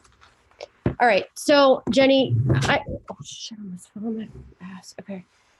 Jenny, I am going to stay on till 9 and do rods because I said I would. You don't have to. If you have to go, it's up to you. But well, I've actually retired my rods. I've lost my I kind of lost my privilege to use them. Yeah. I do have to go, but you guys are in really great hands with Heidi. Thank you, everybody. Thank you, Heidi, for another lovely evening. It was a lot of fun. Folks, please come and check out all of my posts on Facebook. I am on fire lately.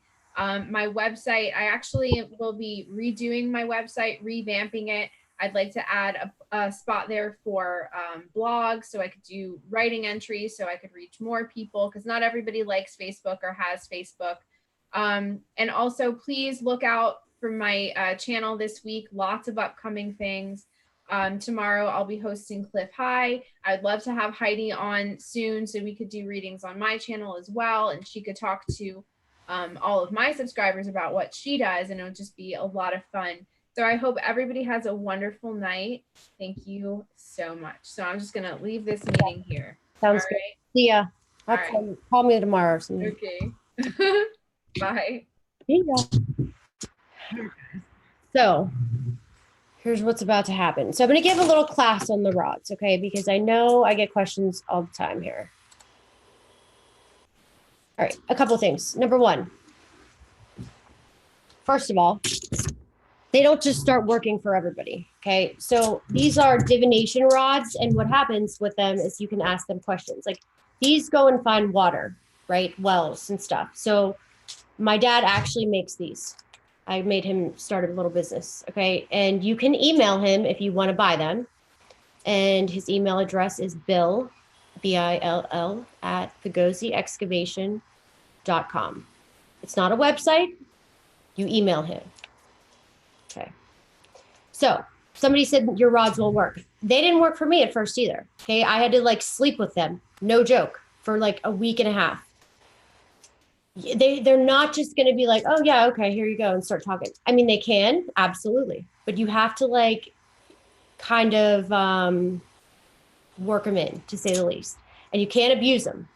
And there are a couple of tricks that recently, hold on, I got to get this smaller because all I see is, so you do have to kind of work them in. And you also, I suggest, every time you ask them a question, you ask them, start from the beginning and say, show me a yes, show me a no. Because I realized that they were playing tricks on me, okay? So, take off jewelry, you know, like now I'm funny about it because they get crazy sometimes. Okay, so watch, ready? You hold them straight. And people ask me this too. Like I have rods. Jay Snip has rods for me now, and also Bix has them.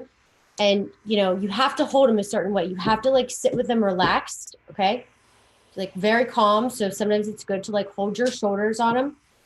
Just like don't hold them all tight. You know, you want to like be loose, right? So you hold them like this, and all the thumbs are doing. Do you see? They zip around. When I have my thumbs on them, all that's doing is holding them straight, like to set them straight. Like if I ask them real questions at home, I hold them out and then I just ask them and I don't put them back. Okay. But here on YouTube, I put them back just so it's faster. All right. I'm not reading the questions yet, so I'm going to have to go back up. These are made from stainless steel, but they can be made from anything. Copper, they're made from, some people use wire hangers. I mean, there's all sorts of things that you can use, okay? So show me a yes. Show me a no.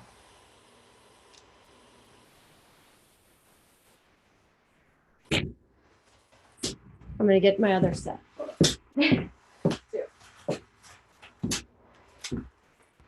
So now these ones,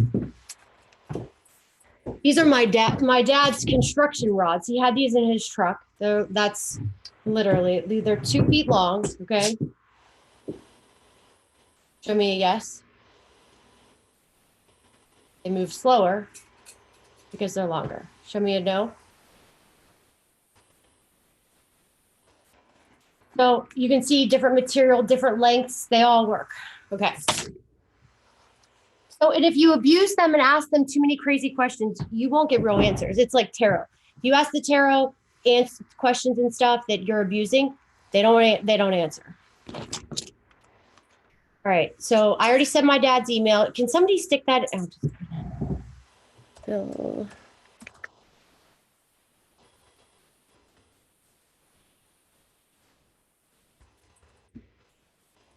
At Pagosi excavation.com. All right, email is there. You email him. All right, so I'm going to start questions. I'm going to start asking them questions. You have me for 10 minutes. Let's see. I'm just going to start up with.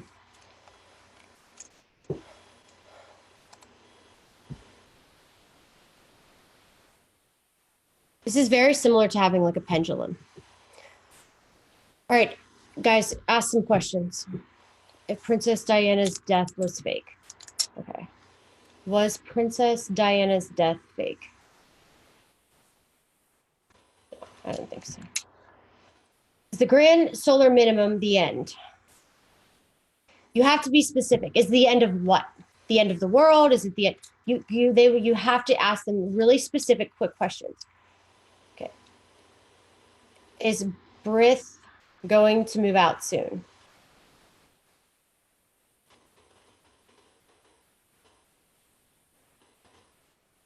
Maybe. I don't know your name. That's probably why. Is New Zealand going to blow up? Come on, guys, get some serious questions. All right.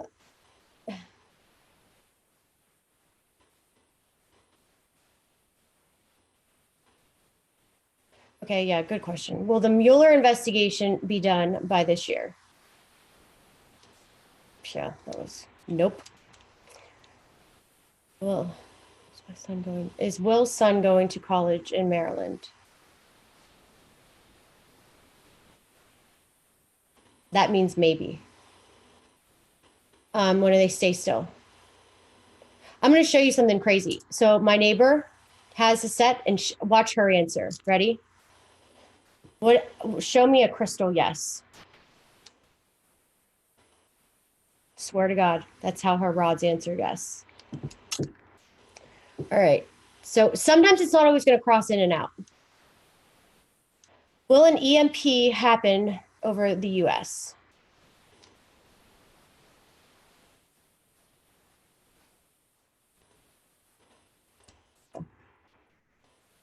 Obviously, see, you got to say when. You got to say when. So it might not be right.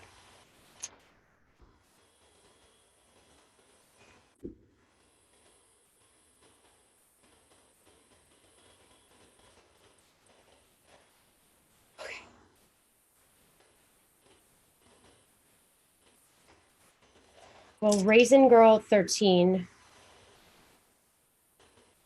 be married in two. Will Raisin Girl 13 be married in 2019?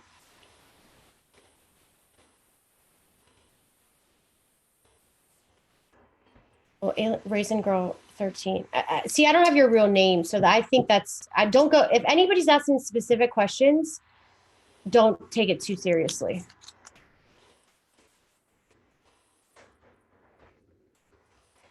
Will they declassify the FISA docs in December? Will they? Well, who? I'm sorry, I'm just getting real specific with these anymore. So we gotta literally get specific. Is Litecoin going to be $1,000 by the end of the year?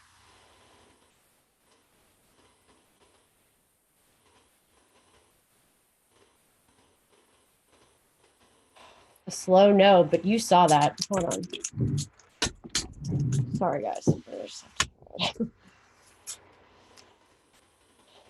Show me a yes.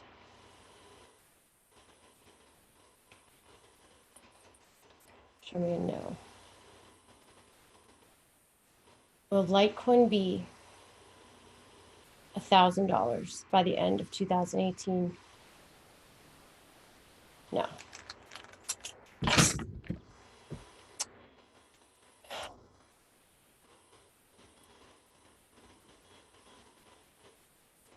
The question. Will the new trade agreement on Friday, known as the United States Mexico Canada Agreement, USMCA, be passed by Congress?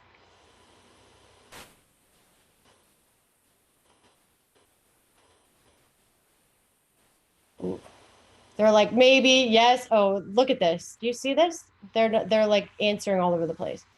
It's like maybe, yes, no. It's funny. That's a good question though. It's gonna be a little dicey. Will the US dollar collapse in 2019? I think it's already collapsed. So, nope. That's a great question. Are direct energy weapons used to start fires in California? Maybe. Watch this. As I have this serious question. Are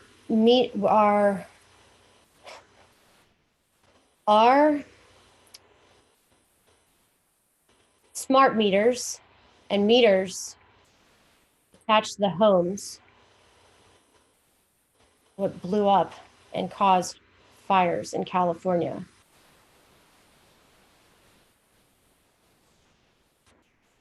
Yep.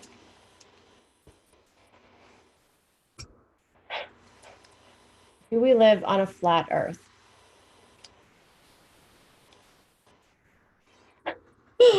Will we be able to pass through the eye of the sun to return home? I don't even understand that question.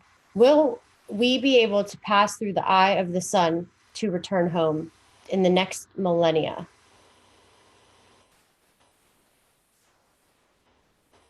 Will Sumina get a pay raise tomorrow as she hopes? Or he?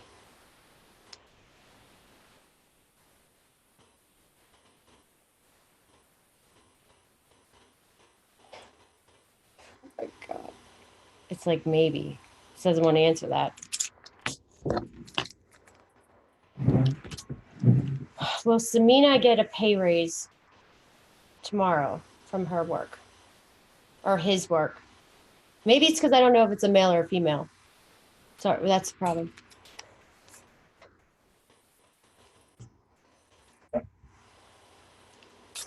Do we live in a giant snow globe? Oh, God. Jason, I'm not a very like chit chatty person. Hi. Okay. Sorry. I don't chit chat. Like, I don't say, I'm not trying to be rude either, but I just have so many things going on in my life. Like, I'm not, if I don't respond to you, it doesn't mean I'm being a bitch. All right. So, and that's to a lot of people that talk to me. Like, I don't ask Jenny. I don't read messages. I don't read emails. I don't read anything like that. You have to call me if you want to talk to me.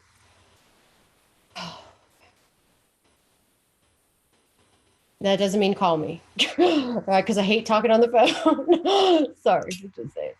All right. So, will Valerie go to Russia in 2019? I could say yes. Will we get public visibility of the secret space program before 2022? No.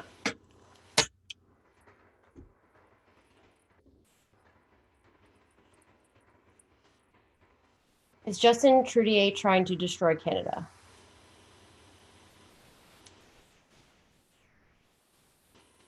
Yes, I am a very serious person. You're right about that. Okay, so Samina, are you a male or a female? I'm sorry. I want to ask because I know sometimes I'll ask again if I see your question. Are there aliens on Earth?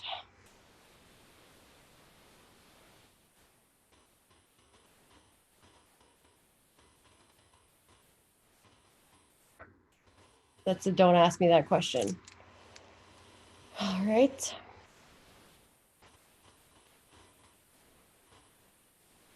Will Bonnie Anderson find work within 2 weeks?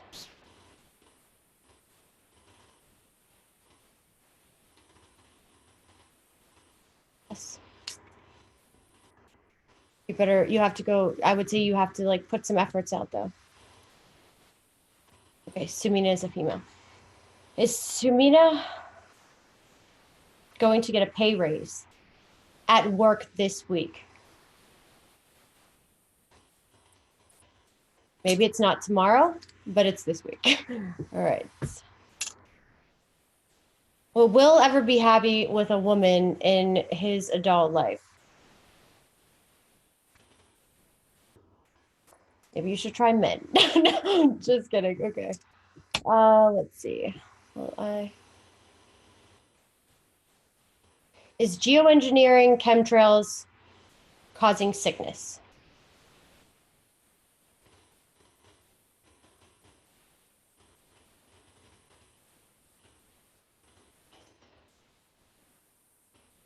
Captain Wrong going to find. I gotta have your real name. Sorry. Guys, let's try to keep these like not so like, am I gonna find somebody to marry? Let's keep them good for the whole group. Fun. Like, not trying to say, those aren't fun and good, but let's just try to keep them like interesting. All right. So I'll stand for 5 more minutes.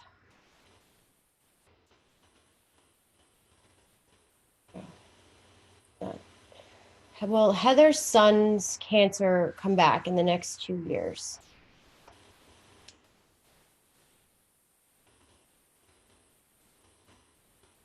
Thank God, Jesus. All right.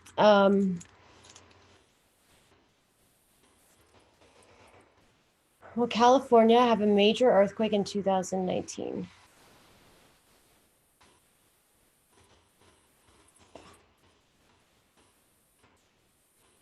Oh, I wish. Will Hillary Clinton ever go to prison? They will never say yes, I swear to God. Okay. No, Kanye will not be president someday. Will Kanye be president someday? Will HIV be cured within 5 years? They keep that running. Tell my uncle died. Let's see.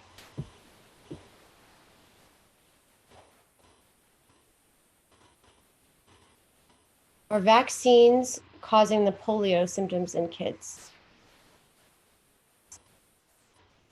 Vaccines causing the polio symptoms in kids.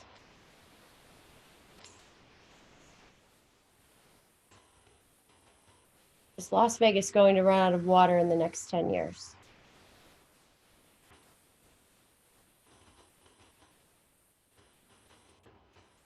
No.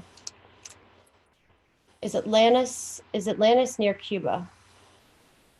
I felt that. I swear to God, that's weird. Okay. Will Macron resign within 6 months? Is the Mandela effect real?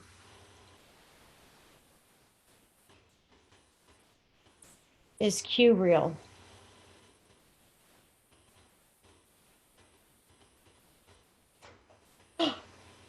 Well, if my neighbor Crystal was asking, I would say yes. Oh, it's one is a yes. So when I see that one's a yes, one's a no, that's a like it was, maybe wasn't, now it's all screwed up, type of thing. That's what I believe. Will Digibyte get to $9 by the end of 2019? That was fast. Is there a multiverse? Yep.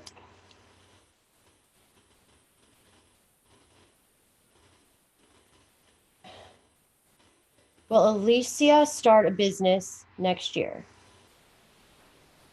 Yep. Will 5G cause sickness and death in the next 2 years?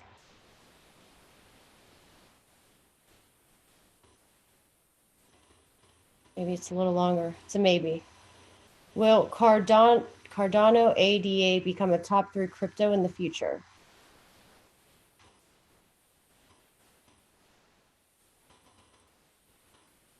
I don't understand that question. Is it Gideon's baby? I don't even understand.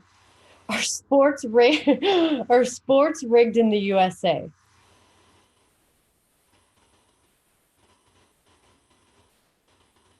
Like a maybe. Maybe sometimes. Maybe. I don't know. I could care less about sports. That's funny though. That's a good one. Will Bitcoin ever hit 100,000 in 2019? What is with this? Okay.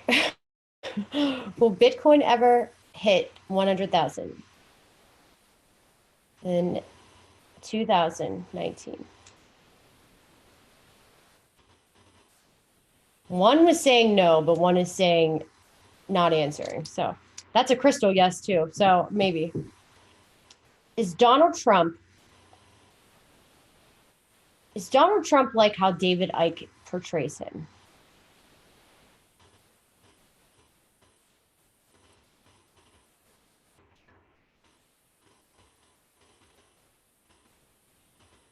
Is David Icke's information real? No. Is David Icke's information truth?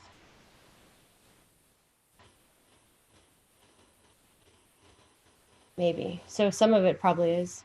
Is some of David Icke's information real? Yep. Is David Icke just biased of Donald Trump? Maybe. Maybe he'll change his mind too. All right. Will there be a civil war in America in 2019?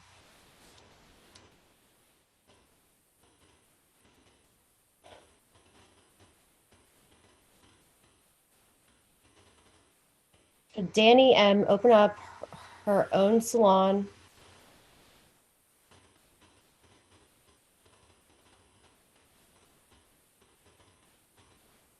That's your real name, Danny? Maybe you should. Maybe you should do it in 2018. Will the Federal Reserve collapse by 2020? Yeah, right, guys. Come on. We live in the Saturn prison. I hate to break it to everybody, but like, I don't think it's ever going away. Is the Federal Reserve ever going away in anybody that is watching this YouTube's lifetime? Sorry, guys. Is Tupac alive?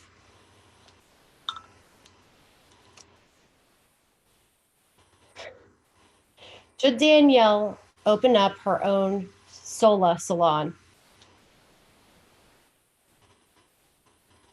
Should Danielle open up her own salon? Yes, not a Sola salon, maybe something similar. That's what I was thinking. My hair girl goes to them. She does really well. Should Vanessa move to Indiana?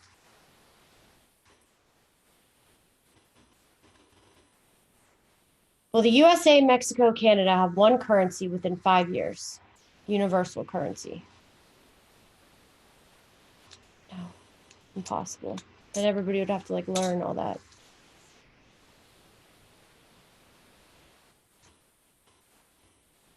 Will the next recession come by 2022?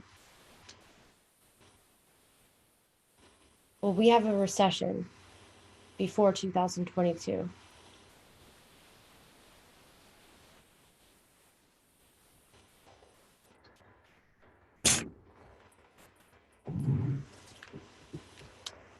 Will we have a recession? Show me a yes. Show me a no. Will we have a recession before 2022? Oh, guys, we're not having a freaking recession. We're in a good spot. Okay. Will XRP go to 589? When? We can't ever? Okay, will XRP ever go to 589?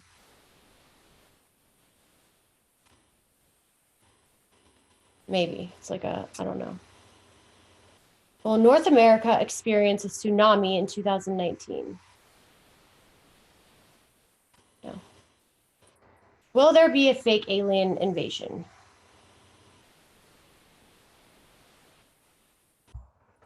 Oh, that was so weird. Will there be a fake alien invasion?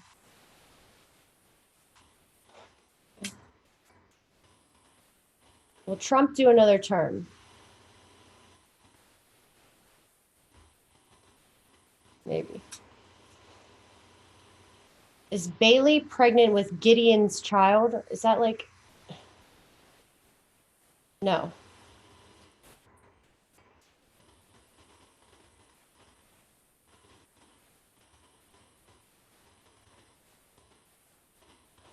Are you going to sell more houses this year than last year? I guess. Will Theta reach $12 in 2019? Maybe, or something. Wasn't a no, wasn't a yes. Doesn't mean, you know, it's like I'm not asking the right question. No, I'm not tipping them.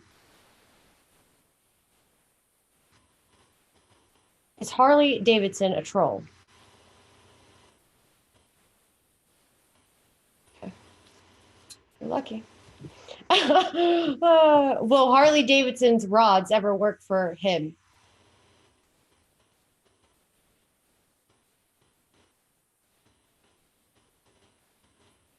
Better be nice to them. Better not be rod haters. Anyway. When people make comments like that, it makes me just want to get off here and not sit here and talk. I'm just being honest. Like, I have zero tolerance for any type of like, this is my channel. Like, if I want to sit here and like, just like I made a comment, like if you make rude comments when I bring guests on and I'll delete you, sorry. And people are like, this is free speech. No, not on my channel.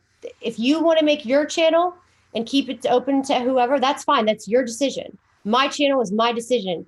If I want to wear makeup on my channel, I'm going to wear makeup on my channel. Like, people that say such stupid shit, just, I'm sorry. Like, my tolerance for you is like negative. I'm just going to make that out there so you know who you're dealing with. Because if you have any issues, you should just like hit the unlike button and not subscribe. Sorry, I've been wanting to say that. That's why I haven't been on here in a month, because people get on my nerves. And that's why actually I'm taking a break from readings, because my patience level from like people being impatient and not following my instructions is just through the roof. I have a full-time career in real estate, sell homes, sit in a model home all day long, 5 days a week. All right, so we'll just leave it at that. All right, I'm done. Sorry, guys, you just pissed me off. But I still love you, all right? I just can't do any more rods. I'm done. I'll give you one more little reading for everybody watching right now. Any last little messages that maybe somebody super chatted or maybe somebody asked in here that I don't have.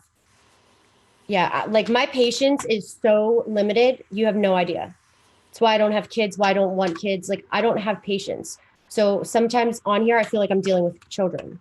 So yeah, this is my channel. If you don't like it, you can say adios. Okay.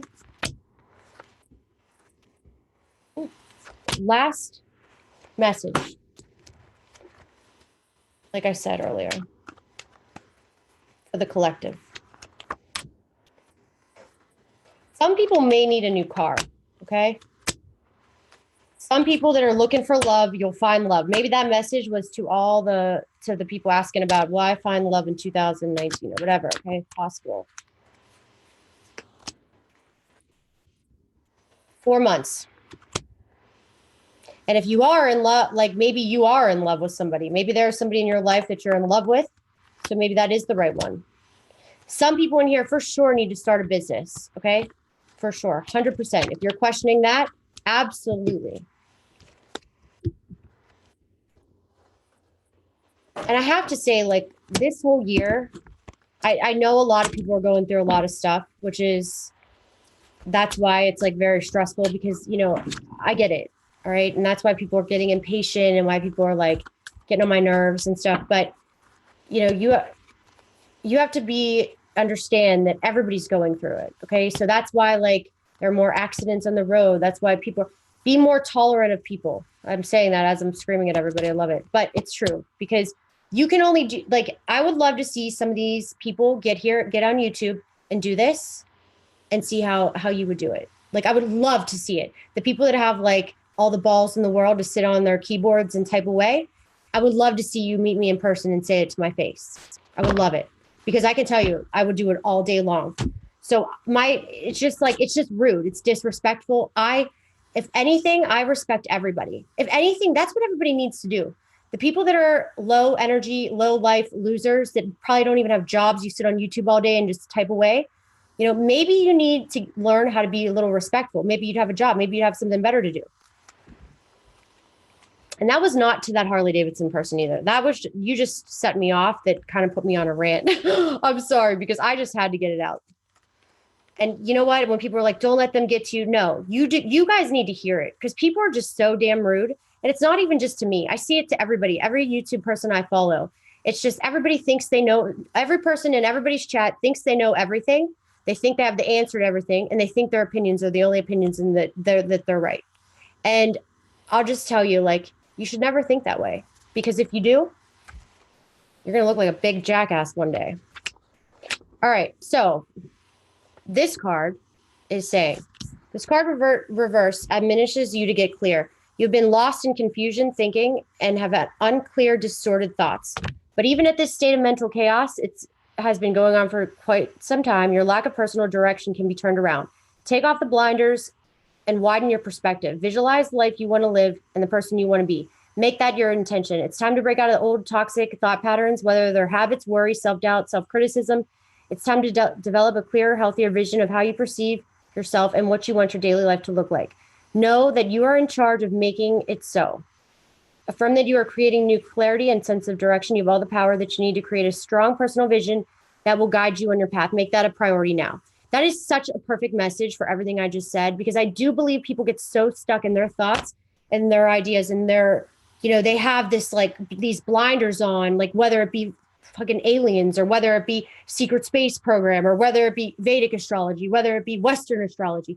And it's like, just relax. Like you're not going to die if if your answer's wrong. You're not going to, these people get so intense about things. And it's like, worry about facts, worry about some of the stuff that actually happens to people in real life. Like go look at Kevin Shipp and some of these people that have like left the CIA there is a channel that I think everybody should subscribe to. And actually, let me find it.